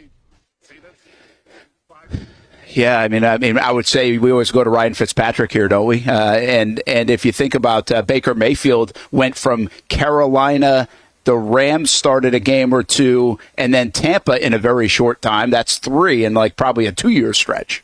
Yeah, and obviously like Ryan Fitzpatrick's played for every single team, I think, besides the Jaguars. But I'm saying in a span of 5 years, has anybody been able to do that? I'm not sure. I think Minshew might be in a league of his own there. Yeah, I mean, it's great for him. You know, obviously, I think he's earned that opportunity. I watched a little bit of the Raiders, and yeah, I think far and by none, he's the best quarterback on that team right now. Do you think we will still see Gardner Minshew in December? I think it's December 22nd when the Jags go out to Las Vegas. Will he hold that position down? How do you feel like he'll play? Because he did a nice job last year in Indianapolis. Yeah, I mean, I think with the way the Raiders are constructed, like, I feel like they're a team that's kind of rebuilding a little bit and everything, but the biggest thing with him is, you know, he doesn't really make mistakes, I feel like. The attribute that Minshew had in Indianapolis was he had a great defense. Even though Jonathan Taylor was out a little bit, the run game was decent, and you had a go-to receiver, Michael Pittman, that he kind of put on a new echelon, I feel like. Well, you have Devontae Adams there. You have a pretty solid defense with the Raiders, so I think there's some things to like, and I think he can keep that job. Yeah, when he left Jacksonville, did you think he was career backup, or did you think he'd have this many opportunities? I mean, I thought he showed a lot in terms of being thrust into a starting role and doing pretty well here in Jacksonville, so I always figured like he'd get another opportunity. I just didn't think it would happen like it happened. You know, like I thought he'd be chilling in Philly for a couple of years and then maybe he'd go someplace else. But, you know, the guy's kind of been all around and every spot that he's been to, he's had somewhat success. So I don't think anybody could have foresaw his career trajectory, if you will. But I think the way the guy just stays ready, his football IQ, which we even saw in Jacksonville when he was thrust in the starting role, like, I guess how could he not, you know, find success? You've got me thinking now, if you go back to college, now he spent some time obviously here in Jacksonville and even I think it was a couple of years in Philly, but think about his career trajectory. This guy, no wonder why he has an RV. He better not buy a house. Yeah. I mean, Austin, go back to 2015. This is the decade for Gardner Minshew, who grew up in Brandon, Mississippi. Northwest Mississippi, he went to college first. Then East Carolina. Then Washington State. Gets drafted by the Jags. stays here 19-20, goes to the Eagles 21-22, Indianapolis 23, now the Raiders. 1, 2, 3, 4, 5, 6, 7 stops in like a 9-year stretch. Yeah, wow. And that type of life's not made for everybody. You know, I mean, I've said this before on the show. It's not the smartest, it's not the brightest, it's not the strongest, it's not the fastest. It's the ones that can adapt that can have the most success. And I think in terms of adapting to new environments, I don't think anybody's better than that than Gardner Minshew, because it's wild. We always claim Gardner Minshew was the most Jacksonville quarterback ever. But I feel like he could be the most Las Vegas quarterback ever. I felt like when he was in Philly, I think he could have been the most Philly quarterback ever. You know, it's wild where wherever he seems to go, he kind of just fits right in. And once again, I think some people want to say, that was an act and that was just more of a marketing thing. I think that's truly who this dude is. This is a part of his makeup. And I remember when I interviewed him back at the Senior Bowl, one of the very first interviews I ever did. And I interviewed him, and nobody was obviously around him because everybody wanted to get on the Daniel Jones bandwagon. And how did that turn out for everybody? Brent, talking to you primarily, but how'd that turn out for everybody? Well, he bought a house at least. Daniel Jones, well, you better go ahead and put it on one of those apps, because you'll be selling that pretty soon and going someplace else, because Mac Jones will be moving in anytime soon. Unless he wants to stay there and get Mac Jones Gatorade in New York. Daniel Jones. Can you Mac Jones and Daniel Jones? Jonesin'. Jonesin'. Going back up with the Joneses. Yeah, exactly. But going back to my point at the Senior Bowl, I mean, I said it when I interviewed Gardner Minshew. I'm like, there's just something different about this dude where he has supreme confidence in himself, and most importantly, he knows exactly who he is. Now, that could rub some people the wrong way. People could say that's all an act and everything, but it's not. He's comfortable in his own skin. He knows who he is, and when you have those parts of your life figured out at such a young age, at such a high, stressful position, that's half the battle right there. Then the other part is obviously going out and playing football and succeeding there, but he has the mental game all figured out. He has the off-the-field stuff all figured out, and he's starting to learn now, too, of being a pretty damn good quarterback on the field as well. Well, yeah, and look at his touchdown-interception ratio is good, so he knows who he is, like you said, and he's a guy that limits mistakes. And when you limit mistakes at that quarterback position, you give your team a chance and you give yourself a chance. The question will be, are the Raiders good enough? See, I thought Indianapolis had a pretty good team, better team than the Raiders do around him. We'll see. Maybe they can make it happen with Antonio Pierce. Just for reference, Ryan Fitzpatrick, he doesn't have the 7 and 9 years college to the pro like Minshew does, but instead in the NFL, here's what he did from 2012. He was with Buffalo for 4 years, but when he got out of Buffalo, 12-21, this is what it looked like. The Bills in 12, and then Tennessee 13, Houston 14, the Jets for 2 years, Tampa Bay for 2 years, Miami for 2 years, Washington for a year. So he did hit the 7 teams in 9 years. So he, too, probably wasn't buying a house at that time, or he had one hell of a realtor at that time. So Ryan Ryan making probably a lot of money and is retired. So he started out in Buffalo and then was there for 4 years, you said? And then he moved on? Or how did he... No, just this stretch of time was Buffalo, but he actually started off with the Rams in 05 and 06, the Bengals 07, 08, and then the Buffalo Bills is where he stayed, Austin, for 2009 to 12, and then after that stint is where he started to just flip around teams all the time. Yeah, because that could be a trivia question itself, is where did Ryan Fitzpatrick actually start at? Because I had zero idea. Yeah, and I actually thought he went back I thought he played somewhere twice. And I don't think, at least what I'm looking at, showcases that. I thought he went back to Houston or back to a Tennessee or something twice, but I guess that didn't happen. Hey, another quarterback to talk about, Caleb Williams. You got the wow factor out of the number 1 overall pick over the weekend, didn't you? Yeah, man. There's a lot to like about Caleb Williams, whether he's on the Tom Brady diet or he's just, he's destined for greatness there in Chicago. And I get, once again, it's the preseason, so let's go ahead and temper expectations. But some of the plays that he's making, he looks very, very comfortable for his, his first couple preseason games. I'll say that much. I think even Tyreek Hill tweeted this, but he does have a look at times, the style of play, the way he moves of Mahomes, kind of flipping the ball and off-schedule stuff. You do get a little bit of that, at least over the weekend, with some of those plays. Yeah, without a doubt. And like, listen, I mean, I thought it was going to be a good quarterback to start things off with, but I didn't know it was going to look like what it looks like so far. And now maybe that's a little bit of a West Coast bias. I didn't watch a lot of Caleb Williams USC games, for college football and everything, but once again, and it's just a couple plays here or there, but the touchdown run that he had where he just kind of found himself in the pocket, moved around a little bit, avoided getting sacked, and just a couple of the passes that he's had, I think the long one to Odunze, where he kind of had to roll out, go against the grain, and still makes the throw.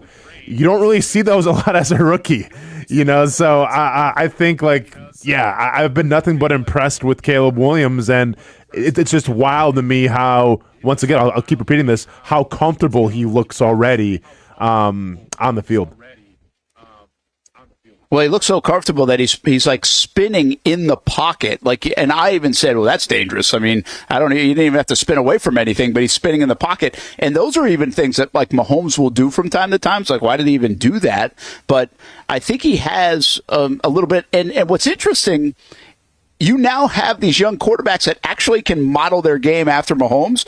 Mahomes has been in the league since 2017, so this is a guy that actually could kind of pick up some of the tendencies and the looks of Mahomes, in 18-19 and kind of bring it to his own game at the college level and maybe the NFL level, which seems kind of weird because Mahomes is a young guy, Austin. No, for sure. But at the same time, I mean, if you're a quarterback at, the Pop Warner level, the grade school, high school, or collegiate level, like Patrick Mahomes is the guy you want to model your style after because, well, he's the best quarterback in the league, number one, but it looks like he's having the most fun playing quarterback number two. I will also say this. I said to Ty watching some of the highlights, I was like, hey, I think he actually moves a little bit like Justin Fields. Justin Fields, the way he plays the quarterback position, has some of the similar movements. I thought I was watching a little bit of Justin Fields. Now, obviously, the Bears are hoping that he is better and more productive and obviously set up nicer than Justin Fields was. Let's do this. Take a timeout. We'll check out some other things going around the National Football League and obviously check back in with the Jaguars. They get ready for preseason game number 3 against the Atlanta Falcons. We're live at Timuquana Country Club. Constellation Furyk and Friends golf tournament coming up in October, and a little media day today, so it was good to spend some time with Jim. You can check out ConstellationFurykandFriends.com for the schedule of events and how to get tickets as well. We'll be right back on the Brent Austen Show, live from Timuquana Country Club. Nobody but Nimnicht. Our family has purchased 6 vehicles from Nimnicht Buick GMC. The #1 Buick GMC dealer in Jacksonville has lots of inventory to choose from with their best price guarantee. Who gives you top dollar for your trade? Nobody but Nimnicht. Save up to $10,000 off select new GMC Sierras or get rates as low as 1.9%. You know I'm a truck guy. GMC Sierra, my trim level is an SLT. This one's an Elevation. Pretty good looking color as well. So here at Nimnicht Buick GMC, you have a lot to pick from. My father-in-law, he drives this, an Enclave, so I feel like that GMC in the family. 2025 is coming around the corner, which means it's almost time to close out those 2024s this summer. You can schedule a test drive at NimnichtBuickGMC.com. And while you're there, check your trade value and customize your payment options. Nimnicht is there for you, even on Sundays. So, who has put in the most years and stands behind a better experience? The answer's simple. Nobody but Nimnicht. Your friends in the car business since 1941. GMC, we are professional grade. It's hard to put a price on comfort, especially when you use that comfort on a daily basis. But if we're going to put a price on it, how does the lowest price guaranteed sound? Furniture Source is going to have the biggest brands, whether it's Ashley, Casper, or Tempur-Pedic, and once again, it's going to be the guaranteed lowest price in Jacksonville. Right now, my friends at Furniture Source are going to give you the ultimate hookup because all month long, they're making their inventory wholesale price. Check out their markdowns up to 50% off. And remember, since it's Furniture Source, you're getting the guaranteed lowest prices in Florida or your money back. Don't have the cash on you right now? It's no worry. Shop endless options to suit your style and budget and enjoy 36 months off with no interest financing. Why use your money when you can use theirs? Whether it's beds, couches, tables, or chairs, Furniture Source is going to have exactly what you're looking for. Shop the lowest prices in Jacksonville guaranteed. Find the location nearest you at FurnitureSourceJacks.com. I've been telling you about CGC Water Treatment and Plumbing for a long time now. Their drinking water systems remove up to 99% of contaminants. We've had a Connecticut water softener and drinking water system in our home for more than 7 years. You can see the difference whether you're washing clothes, the dishes, or what I like to do most, fill this up for some coffee every morning, and mostly all day. Remember, if you're not filtering your water, you are the filter. Don't be the filter. Right now, get a free A200 Connecticut reverse osmosis system with a purchase of a Connecticut Premier softener. The experts at CGC Water Treatment and Plumbing will test your water for free and determine your water score. Don't know your water score? CGC will find out and recommend the appropriate Connecticut water treatment solutions so you can improve it. Call 904-552-1242 or visit cgcwater.com. Financing options available with approved credit. CGC Water Treatment and Plumbing, an authorized independent Connecticut dealer. Florida license number CFC 1432579. Oh man, it is that time. I love being outside, but it is just so hot. Oh my gosh, I cannot be outside. Well, you know, it doesn't have to be. As a matter of fact, I've got the perfect solution for you to be able to stay outdoors and not look like this guy.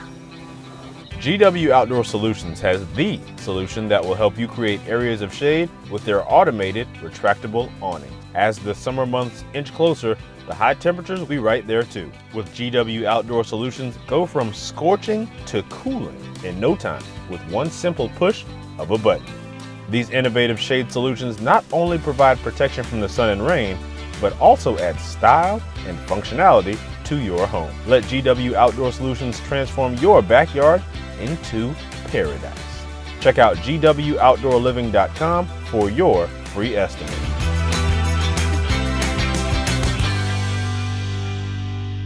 New to town or always been in town, everyone is always looking for a good pizza place. Our place is Donato's Pizza.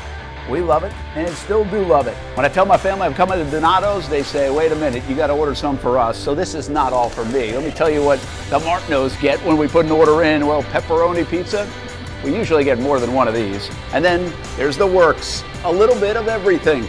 And then this is the pizza that can be polarizing for some out there. I don't know why. Hawaiian pizza, some love it, some don't. At Donato's, you're gonna love it, especially with that cinnamon sprinkled on top.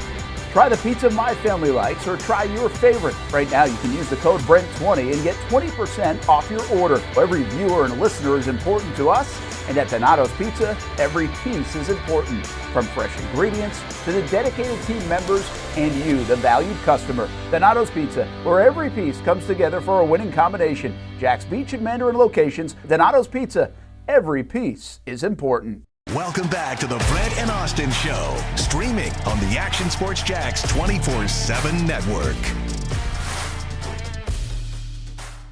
Hey, there's the lineup. Miller and Moulton got us going here in the morning, and then our show until 1 o'clock. Young and Norvell this afternoon, 4 p.m. until 6 p.m. Just part of the lineup here on the Action Sports Jax 24/7 network. Daily, we have other shows and content along the way, and in a couple of weeks, we'll have even more, especially with our Zone Blitz coverage that will start a week from Friday. We do have the Friday Night Blitz coming up this week, and then we expand it on Labor Day weekend. Brent Martineau here at Timuquana Country Club, Furyk and Friends Media Day. Good to spend some time with Jim earlier in the day. Austen Lane back in the Action Sports Shack studios, along with Jason Hamby, talking a lot, obviously, about the Jaguars, a little about the rest of the NFL. What about UFC? I wanted to ask you about. What were your thoughts on that card over the weekend, Austin? Yeah, I mean, it was pretty wild.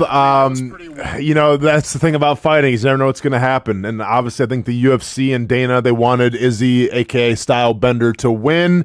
And shout out to Dracus Duplessis, who came out and enforced his will on Izzy. I don't think people can appreciate sometimes of the heart and just what it takes to try to get takedown after takedown and then just go forward and swing for the fences and just keep trying to go forward. And that's exactly what Dracus did. Did it look the prettiest? Probably not. Was he lunging forward a lot? Sure. But when you swing for the fences every single time, and if you're a fighter who has to move backwards, that's going to be physically taxing on you. And that's what happened to Izzy. You know, you saw a guy who looked pretty calm, looked pretty confident, takes one shot, gets a little wobbled, and the whole game changes. So I think you're going to talk about Sean Strickland and now Drakus bringing it back again, which will be interesting because Drakus right now is kind of the guy who likes to make people cry at press conferences, and Sean Strickland's a guy who enjoys talking trash himself. So it's going to be an interesting rematch. Maybe a rematch that fight fans don't really want to see because the first one wasn't a lot of fireworks per se.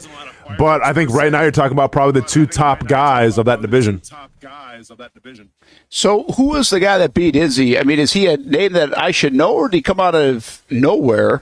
Was he a heavy underdog in this fight? Because I was like, I don't recognize that name. No, it was a pick'em, if I'm not mistaken, when it came down to them making the walk. It was pretty close in terms of odds and everything. Drakus is a guy who's kind of flown on the radar a little bit just because, like his style in the past wasn't the most entertaining, but now he's kind of figured out his gas tank, how to optimize his levels and everything, and now he is kind of an exciting fighter, and he's a guy that just comes forward. So what you're talking about with Drakus is a guy from South Africa who I believe is the first African resident to be UFC champion, if I'm not mistaken. Meaning, like, he that's where he lives. He lives in South Africa. And this was a guy who, kind of just was on the fringe for a long time.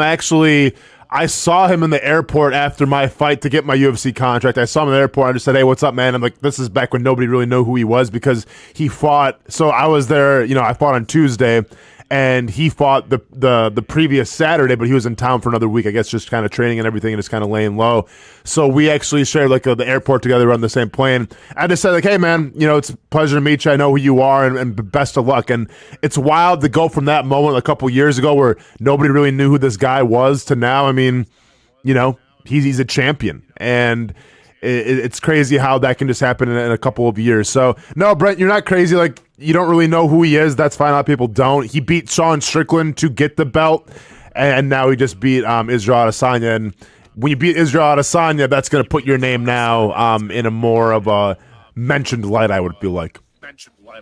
Why do you think you said something that caught my attention? Adesanya, they not wanted him to win, but is that who they want? They want to create him as a star, push him up to, especially with McGregor not fighting and everything else. Is that what you mean by it?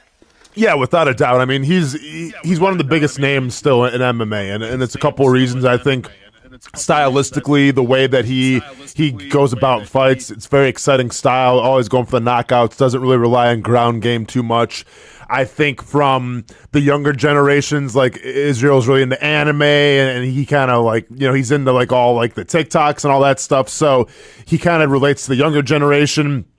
And stylistically, in terms of his appearance and everything, it just, he's a very different looking fighter. I mean, sometimes he'll dye his hair pink. He'll have crazy jewelry on. He's got crazy cars, and he's for his division, he's a lot taller than most of those guys. So, everything he does just looks different. We don't really see a lot of it. So when you have that, and then you have the combination of being able to have some pretty good mic skills as well, well, then that can make you a bona fide star.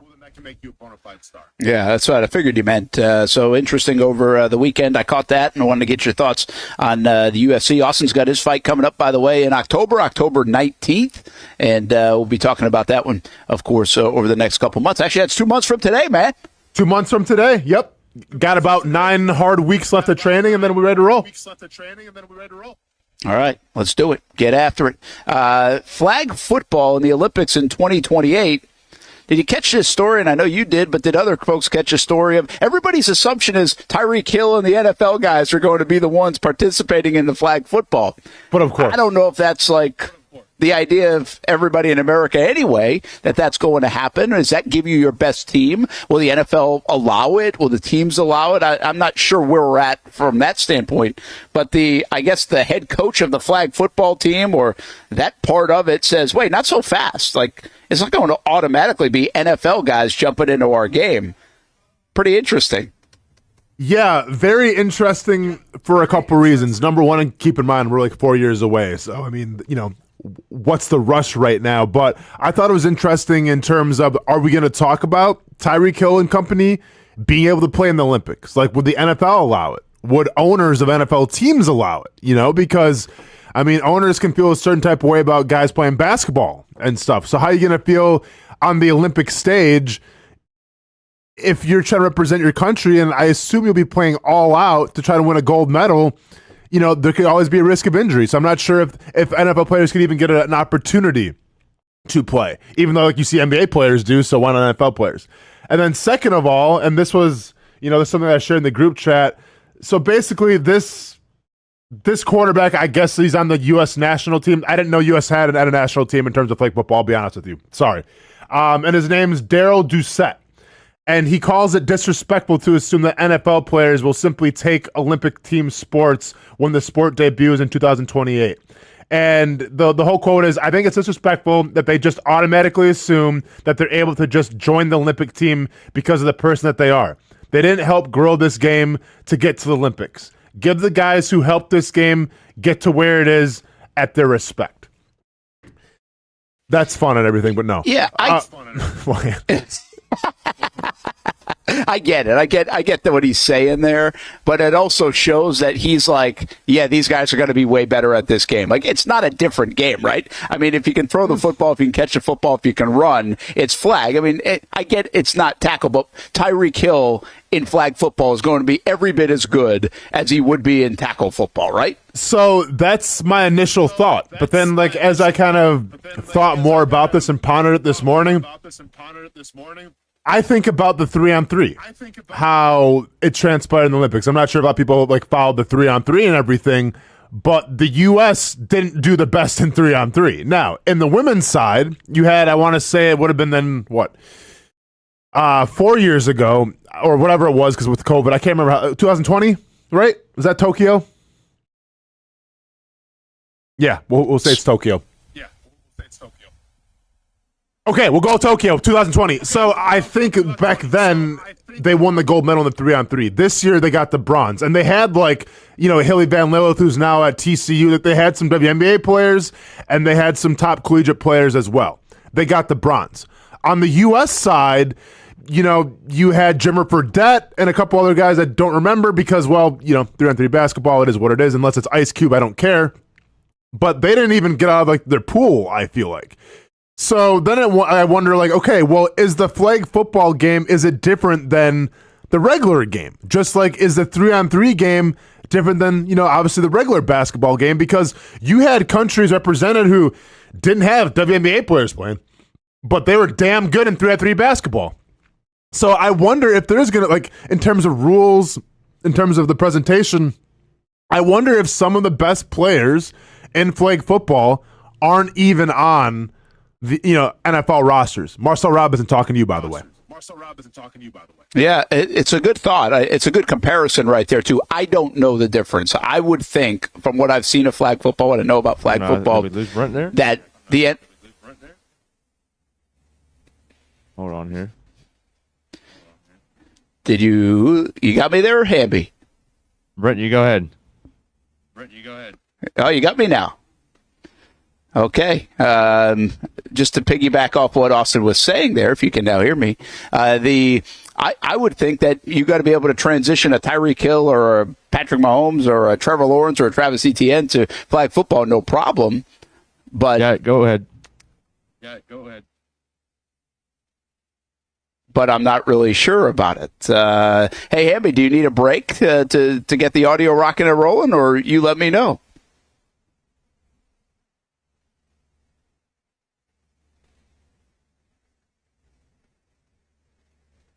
All right, I think we're going to take a break because there must be a little bit of a delay. So let's do this. Take a break. We'll come back, piggyback on the point. Here's what I want you to think about. Trevor Lawrence, Travis Etienne, would you even want to risk guys in the Olympics in the summer, like Austin was saying, or do you think NFL teams won't allow that to happen? So I think the space-time continuum was broken, and Brent is now officially in the past. Yeah. We're taking a timeout. Somebody just send it to break.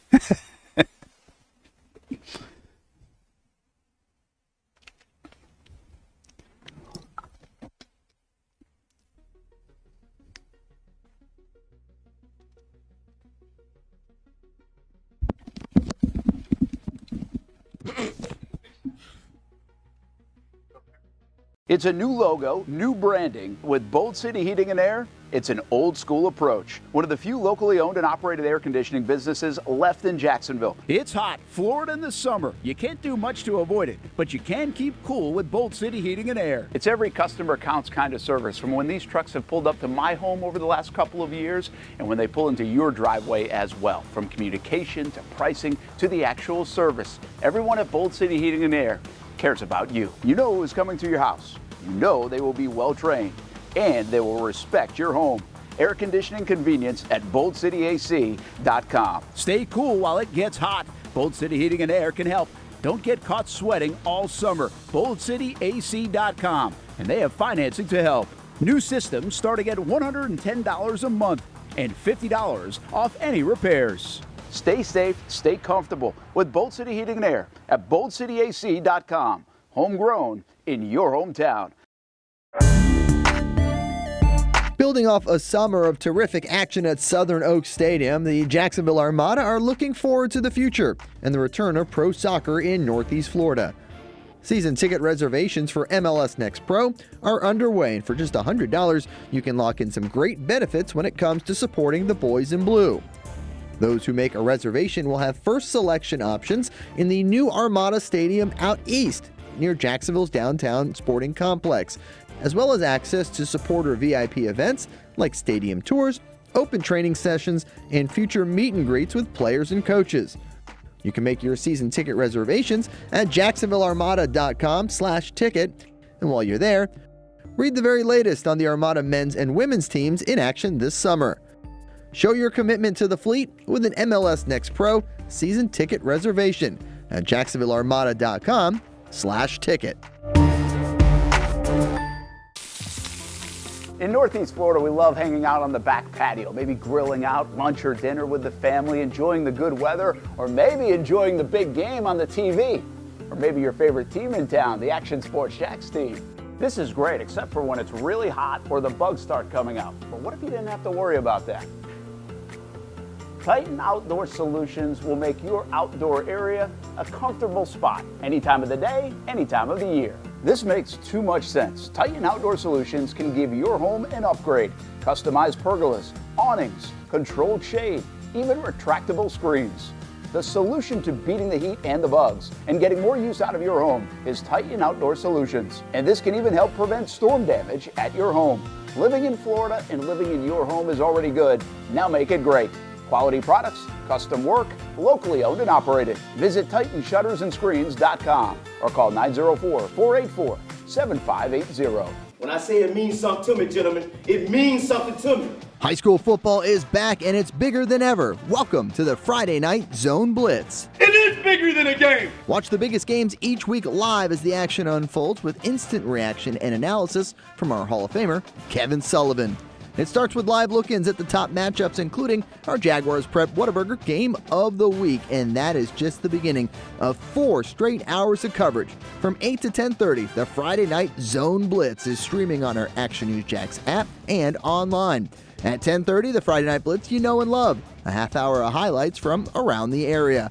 11 o'clock, we shine the spotlight on the bands that pump up the crowd. 11:15, it's time to blitz through the highlights online and on air. Then 11:35, back to the stream to break down the night's results with reaction from local coaches. 4 straight hours of high school football on the Friday Night Zone Blitz. Only on Action Sports Jacks 24/7. It's the place we party in football season with Jaguars All Access. Welcome to Spring Sports Brewery, everybody. Say hello to our guest tonight. That is Trevor Lawrence. You can bring your party or event to Spring Sports Brewery in Springfield any day and any time. Rehearsal dinners, corporate events, birthdays. Here at Strings, you can enjoy the inside area and the outside area. Good for any weather, good for any occasion. Watch the games, play the games, shoot some hoops. Beer? Yeah, they have that. Plenty of choices. And sure, this is a brewery, but Strings is also a restaurant, and the food is fantastic. A full menu made from scratch meals. And if you need String Sports Brewery to help with a party at your place, they cater too.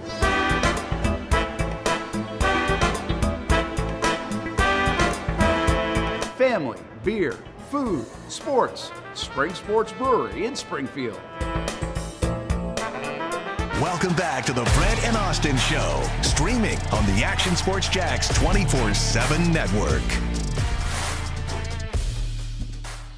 Well, Monday Morning Quarterback, our MMQB, driven by your local Hyundai dealers. There's joy in every journey. You see it Sunday nights on Action Sports Jax Primetime, actually Monday mornings on Action Sports Jax Primetime, on Action News Jax, where Hamby works. And you see it right here on Action Sports Jax 24/7 network as well. And that means we're talking football and we're talking the Jaguars. And our Monday Morning Quarterback, in part, is who did we want to keep an eye on and how did they do in Saturday night's game. So we'll get to that in just a moment. But I want to finish this thought on flag football because I like everything that you said, Austin. Sorry, we got a little bit delayed. We don't have no idea why there's sometimes a delay or not, but it's been happening, creeping us up on us a little bit the last couple of weeks. So apologies for that. I wanted to ask you this context. Do you want to see your favorite players play? Like Travis Etienne, Trevor Lawrence, Austin, if they were to play in the Summer Olympics in 2028, would you be for that? Or would you be like, oh, the Jags are opening a new stadium in 2028. That's my franchise quarterback. That's my running back. Like, I don't want to see them risk injury. How would you feel about it? I mean, I would embrace it more than like be turned off to the idea. Like, yeah, I know I still have the images of Aaron Rodgers carrying that flag, running out of the tunnel, and then getting hurt like 4 plays in. But I'm trusting. I'm trusting these guys can take care of themselves, and it's flag football. I get it could be intense depending who you're playing and everything. And when you have a gold medal on the line, I get that. But if NBA players can represent their countries, play at a very high level, be down to Serbia in the fourth quarter, but somehow come back and win, much to my chagrin, I think NFL players have a right to compete in flag football and represent their country.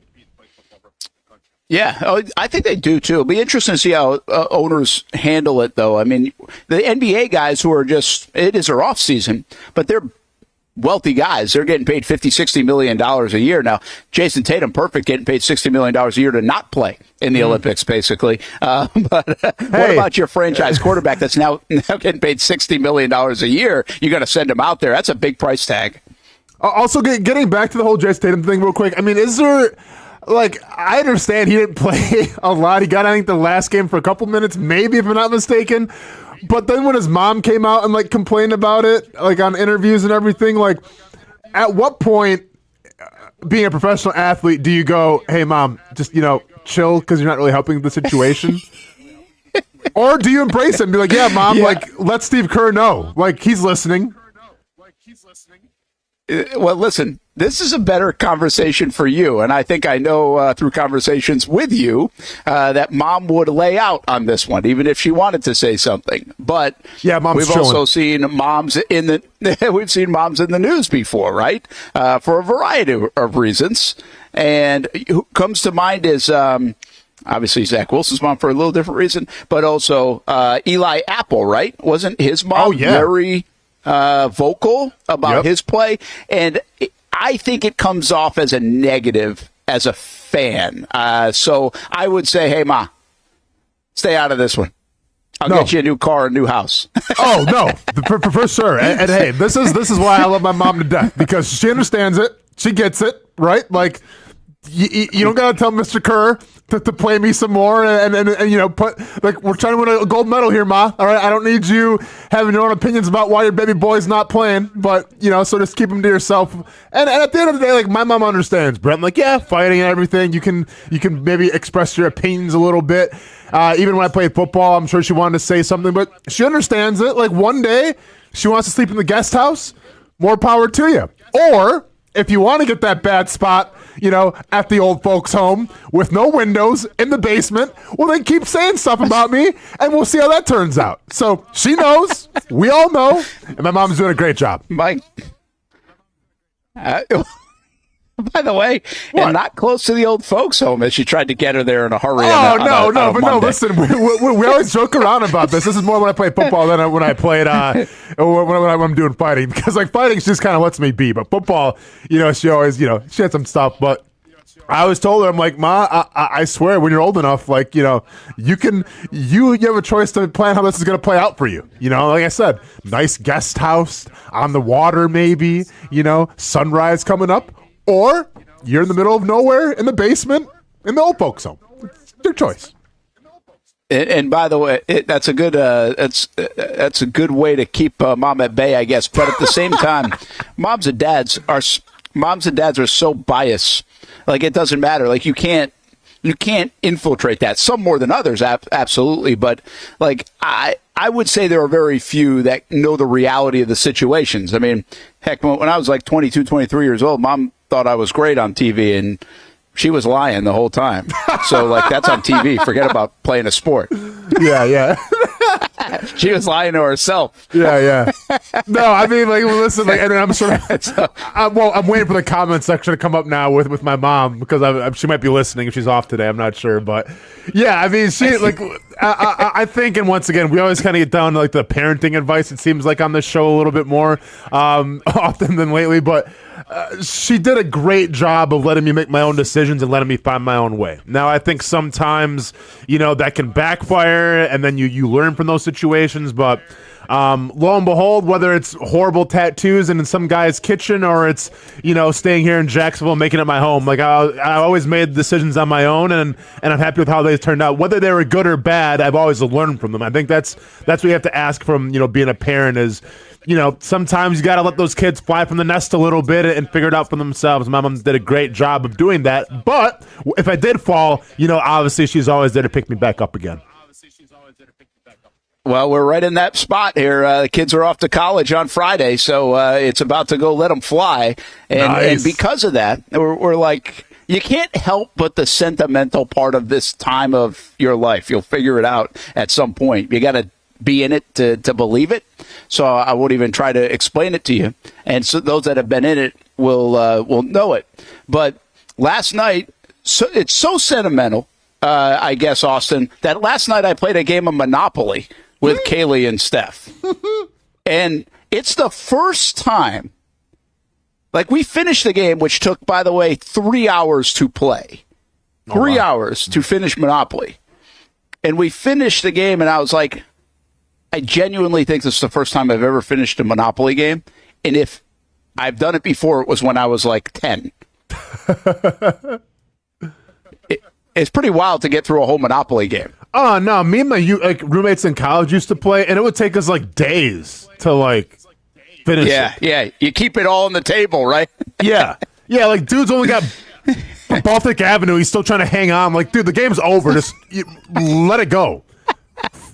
Go bankrupt and like we'll see you next game. But no, still got Baltic. We can still do this. Like, no, you can't.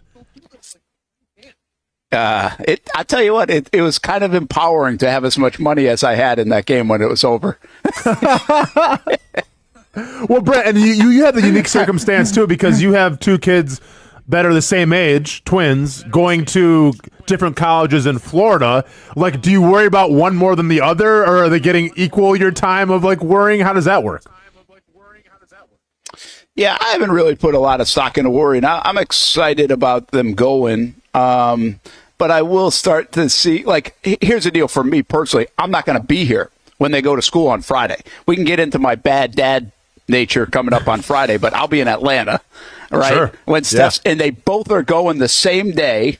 And, they're not that far away from each other, but they're about 45 minutes away from each other. So Steph's got to drop them off, get them in the dorms, all that kind of stuff, and whatever emotions are going on with both of them. Yep. Now, Ty doesn't show emotion, so you never know if he's like happy, sad, whatever. Yeah. Kaylee, I think there'll be a little more emotion than probably she even suspects. So from their standpoint, they're at the point where they're like, Kaylee's going to breakfast with her friends this morning, then they're going to go to lunch, and it's like, when you're at that point when you're going away or college is hitting, it's like, I'm never going to see these people ever again, right? It's like the final goodbye. Yeah. They'll be back. By the way, they'll be back Labor Day weekend. Sure. They'll be back in 7 days. Yeah. So, but yeah, so that's happening. So I'm kind of in like, okay, we went to dinner last night, a little Monopoly, like I'll catch Kaylee tonight, or, so spend some time with the kids before they go. But, Yeah, I don't know. I don't know. I think this is more about mom than about the kids. I think the kids are going to be fine. I think it's a new adventure. Steph, I think she'll actually be fine, but I don't know what the hell she's going to do for the next few months while they're all gone, right? It's not even about Friday or Saturday. It's really about hey, somebody call and check on Steph and see if the house is so quiet because you know who else is gone? I'm gone. Not that she wants to hang around with me, Austin, but I'm definitely gone because it's work time in the fall. No, I mean, that's when you say you're busiest for sure. So, yeah, shout out to Hall of Famer Steph, man. She's going to be having some more free time on her hands, which is good, though. You know, I mean, I don't know. Yes. I mean, I'm trying to think activities that people can do in their free time, like crocheting and stuff, but that's more of an older person thing, I feel like. Although I feel like crocheting is kind of making a comeback. Yeah. I feel like the youth is getting involved in crocheting. Yeah. So. Maybe that's a thing. By the way, if Rona needs a math tutor, hopefully he doesn't, but she's available. So anybody needs a math tutor. There you go. If he's anything close to my son, I'll send him tomorrow because we're still doing okay. But if he has my genes in terms of math, yeah, we're gonna need a tutor ASAP. Hey, you had some players to watch on Saturday night. How did they do? This is the time of the show where I'm trying to remember what I said on Friday as my players to watch. There are so many different angles to go from. But Hamby has a couple, so get ready, Jason Hamby. You had a couple, one on offense, one on defense. How did they play? Oh, am I taking this one first? Well, he kind of set you up for it. I don't care. All right, well, I had... well, no, Austin can go. It doesn't matter. I had the two LSU guys on the defensive line as my defensive guys, and kind of hard to quantify, honestly, a little bit. But I was just trying to go off eye test, honestly, and I did see after the game that Mason Smith had the highest pressure rate of all true passing snaps. Those are all pass plays that, not including screens and swing plays. And he had about a 40% pressure rate, which is a great clip if you're getting pressure on, 2 out of 5 passing drops. I see you, Hamby. I see you getting that PFF subscription. I just saw it, but I was trying to just go off on that. Jordan Jefferson is tough to kind of, he's a defensive tackle, but so. I mean, I believe I saw him have at least 2 run stuffs. I mean, I saw him get moved off the ball on 2 stretch plays that he was kind of run to his direction, and he was kind of ended up on the other side of the hash mark. So it was that. But, like I said Friday, these are guys that we're luckily not going to have to depend on week 1, but we just want to figure out a little bit more about them. And as you heard from that Baalke soundbite earlier, Mason Smith played a year and a half of college football and still liked what he sees. At least that's what he says. So that was encouraging, I'd say. Dude said he's going off the eye test and then brought up the gold package of PFF for the analytics and numbers. Well, actually, the pass rush win percentage is at about 40. You divide that by the EPA, and not bad. No, I get it, Hamby. That's good stuff. I still don't know what EPA stands for. Who you telling, man? Who you telling? Welcome. All right, you want me to go next here? Yeah. What was your defensive guy? Yeah, let me. I get punched in the face for a living, and I had some hard sparring this weekend. But I believe I took Terrell Edmonds because I was going to re-up it. Remember, I said I want to re-up Terrell Edmonds, and guess what? Didn't have the performance that he had the first game, but this guy is making himself known. This guy can lay the wood on people, and he hits people. And I like that. And I said the biggest goal I want to look for this game is, are you going to be too good where it's almost impossible to cut you? I'm not sure if that's what we're talking about quite yet with him, but his name was known once again because the way this guy can hit. I want players like that on this team. Is he a starter? Well, probably not. But if you need someone to come in, fill a role, I'm pretty comfortable with having Edmonds there because this team's trying to be physical. They're trying to stop the run, and I think Edmonds can do both those things. I think on the other side of the ball, I believe I had Brenton Strange, and yeah. What does PFF say about that one, Hammy? Go ahead. I don't know, but go and bring up the gold package. It was a ghost act. He's got one package. He's got 1 catch through 2 games. This is our Universal Studios Halloween Horror Nights ghost of the game. It's going to go to our boy Brenton Strange. We saw you for about 8 plays. That was about it. Oh, Brent shaking his head. He's about to get a phone call. Oh, no. I did say that he was out of the game pretty quick. I think he was like one of the first guys out because they had a 10-play drive, remember, on that first possession. Then they went 17-play drive. I love what you're saying about the safeties. Edmonds has really looked good. I'll give you another guy who laid the wood a little bit on Saturday night, Trey Flowers. Yeah.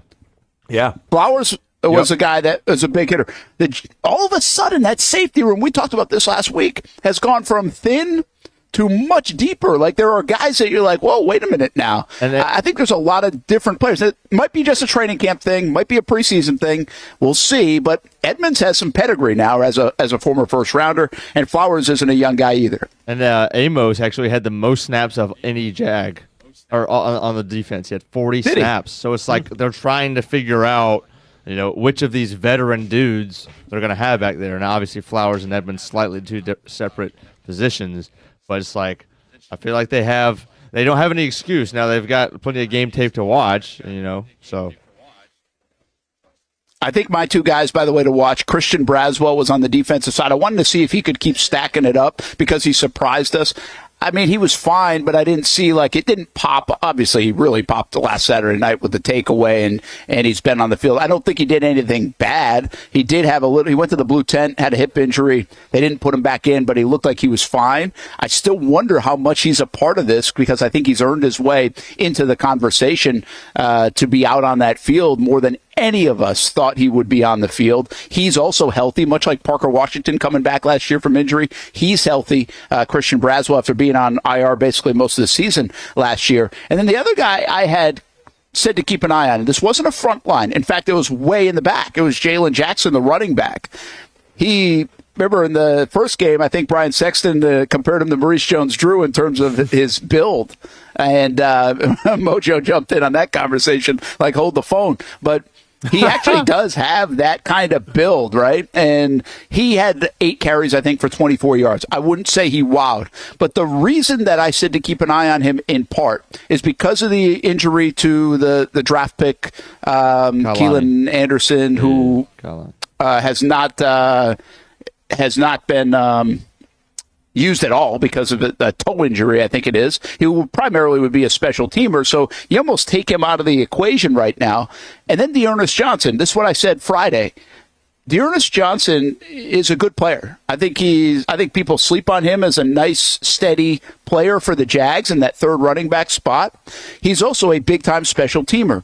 I have not had this answered yet, but I do wonder how much the different special teams will play into who they keep. And what I say is special teams is not, Austin, the way it used to be on the kickoff return. It is on the punt, but it's not on the kick. And so who will that favor in terms of a skill set trying to get their job because of the special teams portion of play?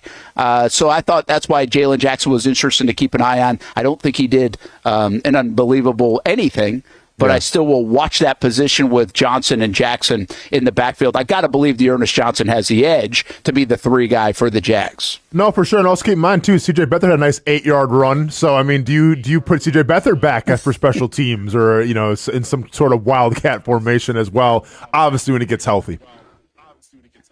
Yeah, I don't think he'll do that.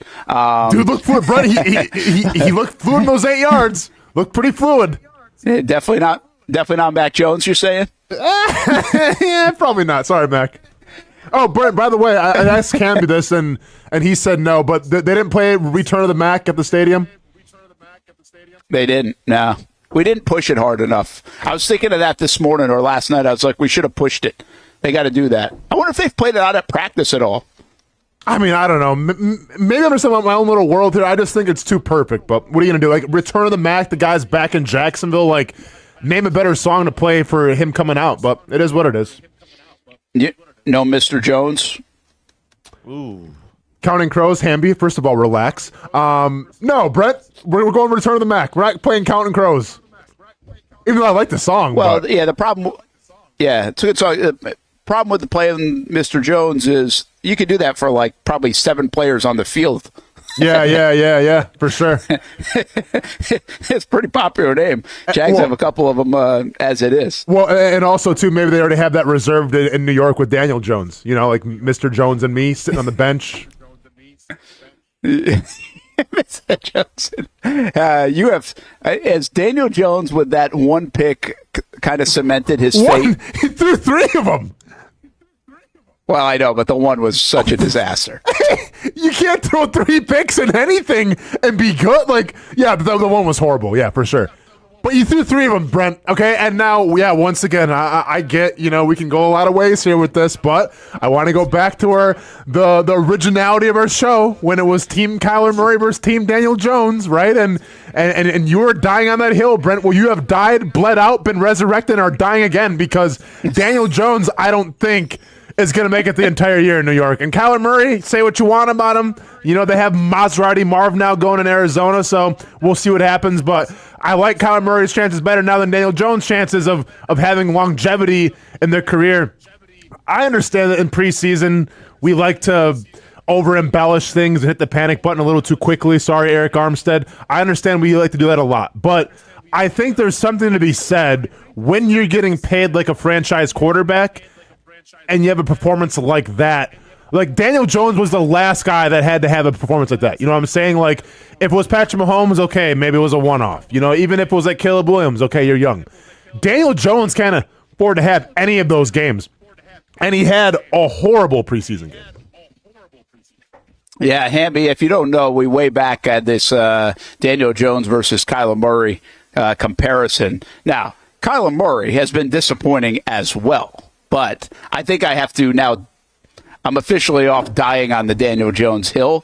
Although I will say I helped get him a contract extension, so there was a little bit of a win there. There was a momentary win on Daniel Jones, but it doesn't look like I'm going to win. It was a little, you know what? Daniel Jones has that Blake Bortles field. I was dying on the Bortles hill forever, man. I was like the last one standing on that hill. And he got a contract extension. I'm like, pumping my chest out. I'm like, this guy's a winner, AFC Championship game. I'm going to get this. And then it kind of faded a little bit like Yeah, it did. Yeah, it really did, didn't it? I think it's safe to say that this could be the make or break year, though. Like, it's not over. Hamby! The guy threw 3 interceptions to nobody. It's done. No. It's signed, sealed, and delivered. It's over. Brent Martineau is one more Daniel Jones prediction away from working in Sioux Falls City the rest of his life. Okay, so I don't want to hear like, well, it could be so. Oh, no, it's done. All right? Brent's got to eat with it. He's got to live with this the rest of his life. That's fine. Yeah, I got receipts. Yeah, I'll be putting those receipts out when Daniel Jones gets benched. Get ready, Brent. It's coming. But I'm just saying, there's no way that Daniel Jones is going to rebound and say, you know what? Actually, a pretty decent quarterback for the New York Giants, Hamby. It's done. It's over. Move on. I don't know. I feel like he's got, I think it's 95% done. If Daniel Jones has a 25 tud and 10 pick year, though, it'll survive one more year until the next one. Mr. Optimism, Mr. Sunshine and Rainbows, Jason Hamby, Brent. Let me tell you something. I've done this for a while, Hamby. I've died on many a hill. I think it's over. When you're 95% done, you're done. All right? There's no coming back from that 5%. It's not worth hanging on to. So I'm done. But here's the bad part about this, in my opinion. It's not like Kyler Murray has become Patrick Mahomes. Kyler Murray has been disappointing too, but that's how much more disappointing Daniel Jones has been. That he didn't even have to, it wasn't like this great standard to go get, so right? Low. You don't have to climb Mount Everest to be able to win this bet for me. And he still couldn't do it. Yeah, I mean, literally all Kyler Murray has to do is just, because the bar is so low, it just kind of hop over it a little bit, And I get he's on the shorter side, but it's all good. He can do that, man. Yeah, Brent, listen, do you think, okay, all jokes aside, they paid him a lot of money, Daniel Jones, right? And much to the chagrin maybe of some people, are they almost pot committed to this point, though, where they have to see this year through with Daniel Jones, regardless of what it looks like? Or can you cut your loss and say, we're done with him? No, I think they have to kind of stick with him here and ride with it, because here's the other thing. What do they have? Didn't we do this the other day? They got like DiNucci. Like that's your DeVito. backup. Is that true in Not New York? Ben DiNucci. Not Ben DeVito. Oh, DeVito. All the Italians. I mean, I'm sorry. DiNucci, DeVito. Like, what's the difference? Soprano, like, and cousin Drew Lock. Vinny. They got Drew Lock. Yeah. I mean, They got suit like, jacket whatever. Drew Lock. Yeah, so I mean, I think it's got to be Daniel Jones, because there's not a remedy, And now that doesn't mean they won't bench him at some point, but they paid him. They got to try to make it work. Dable's been able to get it to work at times. He's going to try to pull off the Sean Payton, Russell Wilson deal last year, where he had him playing not electric football, but you looked up and you're like, damn, he's got like a 97 rating and 20 touchdowns and 4 picks. And you would never know it until like somebody told you the statistics. Like, that's what Dable's going to try to pull off with Daniel Jones. I highly doubt that he's going to be able to do that, but I think they are pot committed. Yeah, seriously. And then they're going to have to reset that position. And you know what else, Austin? It might cost these guys their jobs because they went in on Daniel Jones. Yeah, without a doubt. I mean, we always talk about this. Organizations, head coaches, GMs, you're always tied to how good your quarterback is. And right now, with all due respect to Daniel Jones, I wouldn't want to be tied to you. Well, and he lost Saquon Barkley too. I mean, like, so he doesn't even. Oh, here come the excuses. Well, no, you can't even. You're not even gonna. He's gonna have to do more. Is the point? Oh, yeah, sure. Well, I mean, he can throw it up there. At least he does have a receiver, right? I mean, you got somebody you could maybe rely on in Neighbors, which he hasn't had a lot of receivers. But you don't have that safety valve of being able to live and die with Saquon Barkley behind you that he was able to do a little bit the last couple of years. Hey, Brent, how many weeks until Malik Neighbors is fed up with the Giants organization with Daniel Jones trying to throw him the ball? Negative. He already is. You kind of can see it coming. Never mind. He just put out a cryptic tweet. Yeah. Never mind. Yeah, cryptic tweet season will be all around New York. You got a feeling. Hey, let's take real quick. Go ahead. Real What do you quick. got before we go timeout? All right, this kind of upset me last night. I'm doing my first fantasy mock draft, okay, in preparation for the 85 leagues I'm in this year. Lovely. Terrible. And it's going as fast as physically possible of any mock drafts of all time. And Marvin Harrison gets taken in the middle of the 3rd round by an active user, not a bot. Okay. And I'm looking at the board, and Cooper Kupp is still there. Stephon Diggs is still there. Nico Collins is still there. Who else is still there? I don't like Michael Pittman, but he's still there. All these dudes are still there. And Marvin Harrison goes in the middle of the 3rd round. This shocks you? Yeah, bro. Why? He's a rookie receiver. And he's getting the target share. Like Stephon Diggs, you make an argument and say, is he going to be the second guy, the 3rd guy? I can sit here and say Marvin Harrison Jr. now. I'm not sure what it's going to look like in terms of the stat line, but guess what? That dude's getting his targets. Now, whether he catches them, whether he scores with them, I'm not sure, but he's going to get his targets. Okay, and you like that. He went over Amari Cooper, Jalen Waddle, and Metcalf. Okay. Well, I mean, that's kind of crazy because DK Metcalf's a 1 and Waddle is like a 1B sometimes. But no, Hamby, I mean, it comes down to target share. Like, listen, this isn't a fantasy football breakdown by any means, but I always feel like you want to attack the guys who you know they're getting the football, whether it's the running back position or the wide receiver position. And I guarantee you, for what they invested in Maserati Marv, that guy's getting the football. So I'm not opposed to it, especially as a rookie. I get we have a precondition where we always think, all right, rookies, it takes a while for them to adjust. I mean, I look at Jamar Chase. I look at Justin Jefferson. If you're a talented rookie wide receiver, you can still make an impact on your team, and I think Maserati Marv could do that. Yeah, 72 catches, 1,000 yards, and 4 touchdowns. You think Marvin Harrison can do that in his rookie year? Yeah, I would say so. And guess what? That sure as heck is not a 3rd-round receiver in fantasy. That's a 7th. Okay. But that, just so you know, from a name recognition standpoint, that's Jalen Waddle's numbers last year. So Brent got him. I mean, Brent just got him. I had Jalen Waddle, and I wish I wouldn't have taken him in the 3rd round. You took Waddle in the 3rd round last year. Oh my God! Oh, Hamby, life comes at you fast, doesn't it? No, that's not because it's the Daniel Jones effect. I thought he would do way more than the numbers that he just spit out. 4 touchdowns. In fairness, he did the year prior, had 1,300. All right. He had 1,308 the year prior. But one other thing here now, to be careful how you talk about DK Metcalf in fantasy as well. Christian Kirk has better numbers than him, or just as equal numbers as him the last couple of years. I took Christian Kirk in the 9th round last night in this mock, just to let you know. Just to let you know, I have Brent Martineau with a 10-7 round right there.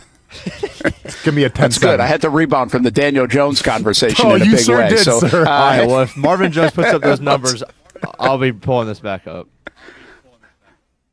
Of course you will. Let's take a time out from Timuquana Country Club. You might want to bookmark it. You sound a little bit like Casey. Casey would only tell us when he remembered he won something on the show, not the 14 times that he had been hammered on losing the bet. That's the control of the producer, baby. You got good control. Monday morning quarterback, driven by your local Hyundai dealers. There's joy in every journey. We'll be right back for a little more joy in the Brent Austen Show on a Monday. New to town or always been in town? Everyone is always looking for a good pizza place. Our place is Donato's Pizza. We love it and still do love it. When I tell my family I'm coming to Donato's, they say, wait a minute, you got to order some for us. So this is not all for me. Let me tell you what the Martineaus get when we put an order in. Well, pepperoni pizza, we usually get more than one of these. And then there's the works, a little bit of everything. And then this is the pizza that can be polarizing for some out there. I don't know why. Hawaiian pizza. Some love it, some don't. At Donato's, you're going to love it, especially with that cinnamon sprinkled on top. Try the pizza my family likes or try your favorite. Right now, you can use the code BRENT20 and get 20% off your order. Every viewer and listener is important to us. And at Donato's Pizza, every piece is important. From fresh ingredients to the dedicated team members and you, the valued customer. Donato's Pizza, where every piece comes together for a winning combination. Jack's Beach and Mandarin locations. Donato's Pizza, every piece is important. People helping people. It's at the core of what Alive Credit Union is all about, and it's been that way for over 70 years. From 1954 to 2024, the mission remains to inspire financial wellness and give you a financially fit lifestyle. Alive Credit Union and its employees are committed to not only serving their valued members, but also our community here in Northeast Florida. That commitment includes a partnership with the Action Sports Jax 24/7 team as the presenting sponsor of all Armada men's and women's broadcasts this summer. Action Sports Jax and Alive Credit Union, a partnership that just makes sense when it comes to covering Northeast Florida. Alive Credit Union's commitment to our community also involves serving the financial needs of our first responders through the recent merger partnership with City and Police Federal Credit Union. Join the community and become a member of Alive Credit Union today. Find out the many ways you can be inspired in financial wellness at alivecu.coop. I've been telling you about CGC Water Treatment and Plumbing for a long time now. Their drinking water systems remove up to 99% of contaminants. We've had a Connecticut water softener and drinking water system in our home for more than 7 years. You can see the difference whether you're washing clothes, the dishes, or what I like to do most, fill this up for some coffee every morning. And mostly all day. Remember, if you're not filtering your water, you are the filter. Don't be the filter. Right now, you can save $1,000 or more when you bundle the Connecticut Premier Softener with a Connecticut K5 drinking water system.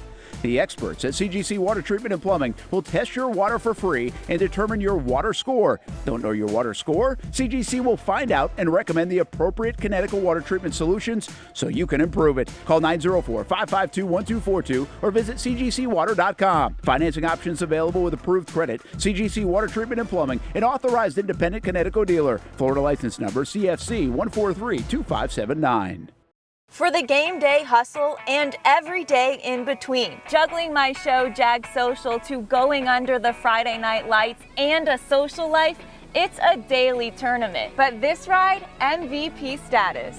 The all-new 2024 Lincoln Nautilus isn't just my car, it's my personal locker room, office on the go, and VIP lounge on wheels. Let's talk tech. My profile remembers everything from customizing my dash display to setting the ambient lighting and my signature scent. And wireless charging, essential for live tweeting scores. Whether I'm packing for a beach day with friends or heading to the gym, there's space for every passion. After dominating all day, this becomes my recovery zone. The massage feature is like having a personal PT on call. Life's a non-stop game, but with this ride, I'm always on my A game.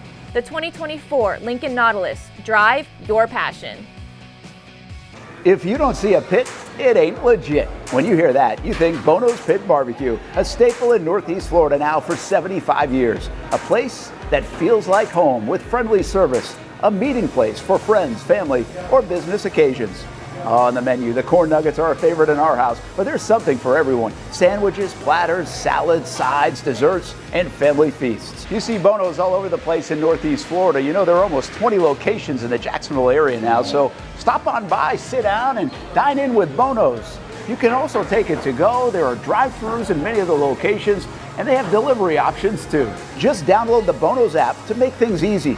I signed up for the loyalty program, and you can too, to get special offers. If Jacksonville is home, few things feel more Jacksonville than Bono's Pit Barbecue. Celebrate 75 years and many more to come. Bono's Pit Barbecue. If you don't see a pit, it ain't legit. Welcome back to the Brent and Austen Show, streaming on the Action Sports Jax 24/7 network.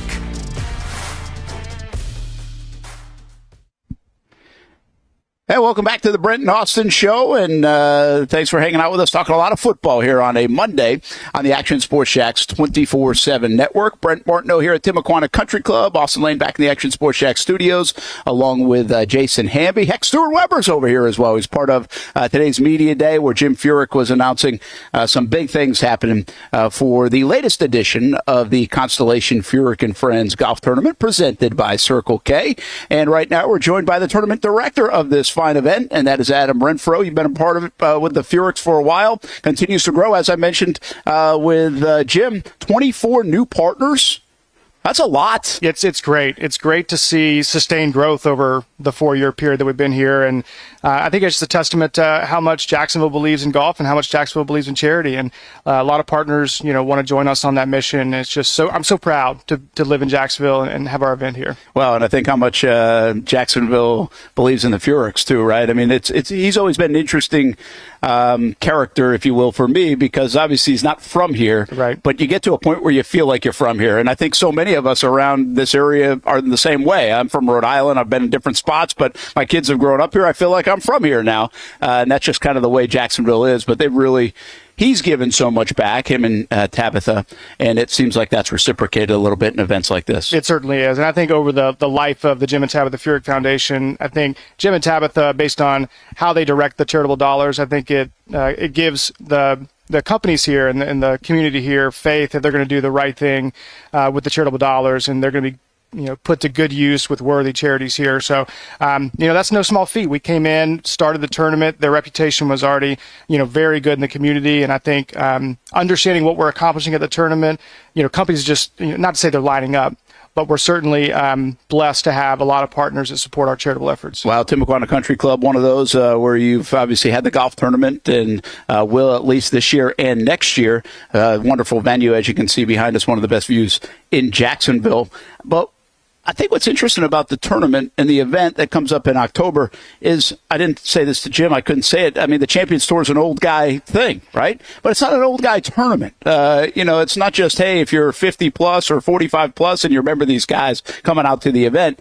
Guys have really done a lot of things kid-oriented to help grow the game and make this a fun atmosphere and more than just about golf. Yeah, I mean, so many families come to the tournament, so we're really trying to provide some outlet for every fan to come here and enjoy themselves. The Kids Zone is something that Tabitha's been very passionate about. We've worked really hard with our Bo Powell on our sales team is really leading the efforts and getting partners in to support our Kids Zone. So that's growing. A great place for families to come out, and we want to, it is a tour of guys that are 50 and older, but we try to attract, young families. There's so many families live in this area, and we want them to come out here, have a good time, make it easy for them to get here, and give something for the whole family to do. Well, and speaking of that, I was saying to Jim, I mean, Good's going to be a part of this thing in some capacity this year. That's a good way to bridge that generation gap a little bit, because those guys have been a home run with that younger generation. Yeah, we've got 3 interns started with us just a few days ago, and when we mentioned to them that we were going to have the good guys, they about lost their mind. So I think that's just proof that we're leaning into the right demographic there. Well, I think you're right, because I'm going to tell my kid when I go home, and guess who's coming, and I bet he's signing up for a ticket or tell me, help me get there. It's just wild. But again, that doesn't necessarily relate to me as much as the kids, but the sport and the game and the reach has really grown. I mean, you've seen it probably just in 4 years of running this tournament. It's coming off the pandemic. Yep. And it's really a different animal in the sport of golf in general, isn't it? Yeah, and I think it opened, the pandemic opened the golf up to so many people that weren't going to be there. And I think, YouTube as a platform and all these content creators are tapping in the new audiences. And so, to have good be here and be a part of our event and kind of bridge the gap between, our older demographic and then the young kids that are coming up is going to be spectacular. We're really excited about that. What else do you have that gets you excited with all the newness and enhancing this event as you go into year 4? I think the conversations we have with partners, a lot of them this year have been, hey, we want to sponsor, but we want to do something that adds to the fan experience. So, you guys go and you tell us what you're missing, and let's create that. So with that, we've got 4 or 5 new venues this year. They're open to the public out on the golf course. Something for everybody, for sure. And to see, you mentioned earlier 24 new partners, just to see sustained growth is really encouraging, and it allows us to do creative things to build up our fan areas. And we certainly, on the other side of the river, we've got another great golf tournament here in town, and they do a wonderful job. And we try to, replicate as many great things that they do out here, just on a smaller, more intimate scale. Yeah, you do. And with that comes a whole week of events. It's 54-hole event, which is different than the Players' Championship, of course, 72 holes, but Friday, Saturday, Sunday tournament. By the way, big screens with college football games and NFL games. They don't try to say, hey, watch us instead of that. It's more of an inclusion thing with, obviously, a heavy football area in the fall here in Northeast Florida. But there's more. There's Operation Shower. There's Brothers Osborne at Daly's Place, and that's kind of, it's an event more than a golf tournament. It is, for sure. That's definitely a full 7-day event. Music, food, and good drinks has kind of been the center of everything that we've done. And, we sprinkle in a little bit of golf, but, music will always be a big part of that. We're excited about Brothers Osborne at Daly's Place. And, we're really excited for all the things that the fans will get to experience Friday through Sunday. All right, Adam Renfro, tournament director. ConstellationFuhricandFriends.com, place to go get all the information. That's it. And obviously for ticket information as well. Absolutely. All right, man. Thanks. Appreciate it. Brent, appreciate Good to see you. Good luck with the event. Look forward to it. That week kicks off September 29th, I think it is, right there the first week of October. So make sure you get out here to Timuquana Country Club. All right, let's put a bow on this show, and we go back to some football. Austen Lane, Jason Hamby, obviously a lot of Jags talk. And if there's anything anybody missed at the top of the show, Mac Jones had a night, and the Jags still have some concerns, Austin. That offensive line and that run defense stick out the most to you, it sounds like. Obviously, the offensive line, especially interior-wise, which was kind of an issue last year. You saw some guys get exposed a little bit. And then when it comes to stopping the run, that still has to be addressed a little bit as well. Now, how much stake do you put into it? We're talking about the 2s, 3s, and 4s being showcased on Saturday night and not so much the starters. I think we're going to have a lot better idea when they take on the Falcons just what you have. But these two things now for the 2 weeks straight have been kind of a talking point, at least in the preseason games. Now, we're not privileged to every single practice and every single, rep in terms of the Jags on the Bucs. But what we've seen under the lights so far, Brent, those are maybe 2 causes for a little concern. Well, some of that comes on the defensive side. We're going to always criticize the offensive line. Phil Rauscher, that group, can they power run? Still a question mark. There's stuff they're going to have to do. Whether they were doing it right now or not, we're going to be critical of the offensive line. I think everybody's raving about Ryan Nielsen. Does some of this stuff, what you're talking about, the gaps and the run defense a little bit the other night, does it give you pause a little bit on Nielsen? Say, wait a minute, we got to be patient. Not saying it's not going to work, but it might take a little bit longer than everybody was talking about in practice and how it looked running around on that first Saturday night against the Chiefs. I'm not necessarily it's going to give me pause because, you know how I feel about it. And Ryan Nielsen, I trust. But, once again, we're not seeing guys, getting blown off the ball, and we're not seeing, the scheme's not working. When you see some of these, 5, 6, 7 yard runs, you're just seeing guys not, shore up their gaps properly, or you have two guys in the same gap. And this has mostly come from cutback lanes from what we saw last game, and it's come from linebackers not being in the right spot. So those things can be cleaned up. It's not so much of even like you don't have the staff or like the guys up front for it.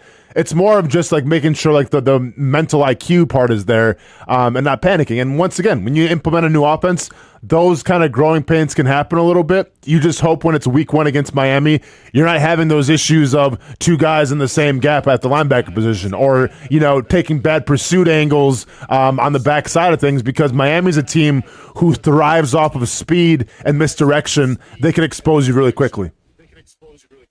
I know we've given our highs and lows and everything else. One more thing out of this whole conversation that I've got to be a little careful not to lose sight of, and I think I need to see a bit more. I wonder how you feel, but I've been like, hey, if everything blossoms the way we think it could or they hope it could, I think this defensive front could be one of the deepest that we've seen in Jacksonville, might even rival from a depth standpoint 2017. I just have brought that up. I don't know if that's delivering so far for me. Obviously, you got Josh and Trayvon. We haven't seen Armstead, so that's a big piece of this because we haven't seen it. But I'm not sure enough of those other guys, at least in these 2 preseason games, are flashing for me. Mason Smith, obviously Roy Robertson-Harris is a lot of playing time, Austin, that he's getting, which I don't know if I really like. And then some of the even back-end guys that might – Lacey has made a play or two, and there's been guys that made a play, but I'm not sure I'm getting enough there to give me the confidence of saying what I said a couple weeks ago. No, I mean, and I'd probably come with you at that point just because, and I get these guys are still young. It's going to take some time for them to grow, but – if the guys that you invested in, and keep in mind, we fit Roy Robertson-Harris Jr. in this list as well, investing in terms of a different way in terms of how much you're paying him. But if the guys that you're invested in, aren't making plays against the backups or third stringers, well, then maybe there's, that's saying something. So, yeah, I'm not ready to, call this defensive line a top 5 unit by any means, or even like a resurgence of the 2017 defensive line. I'm gonna have to see a lot more, especially when it's the real games, to be proven. Like, are they even close to that 2017 team? All right, we talked a lot about around the National Football League today, a little bit about flag football and the Olympics on the show as well. One guy we didn't talk about, Bo Nix, had a very nice performance the other night, so it's an interesting situation maybe developing out there in Denver. Tomorrow, speaking of fantasy football that Hamby got us into, I want to ask you guys a little bit more about fantasy football. Drafts are taking place. We need the expert point of view, or at least pretend to be expert point of view. Oh, no, I mean, I'm down. I was going to say a little too early. Like, who's drafting right now? I mean, fantasy football people out there. There was a draft last night for Ty. Wait till the last preseason game. What are we doing? Yeah, I don't know.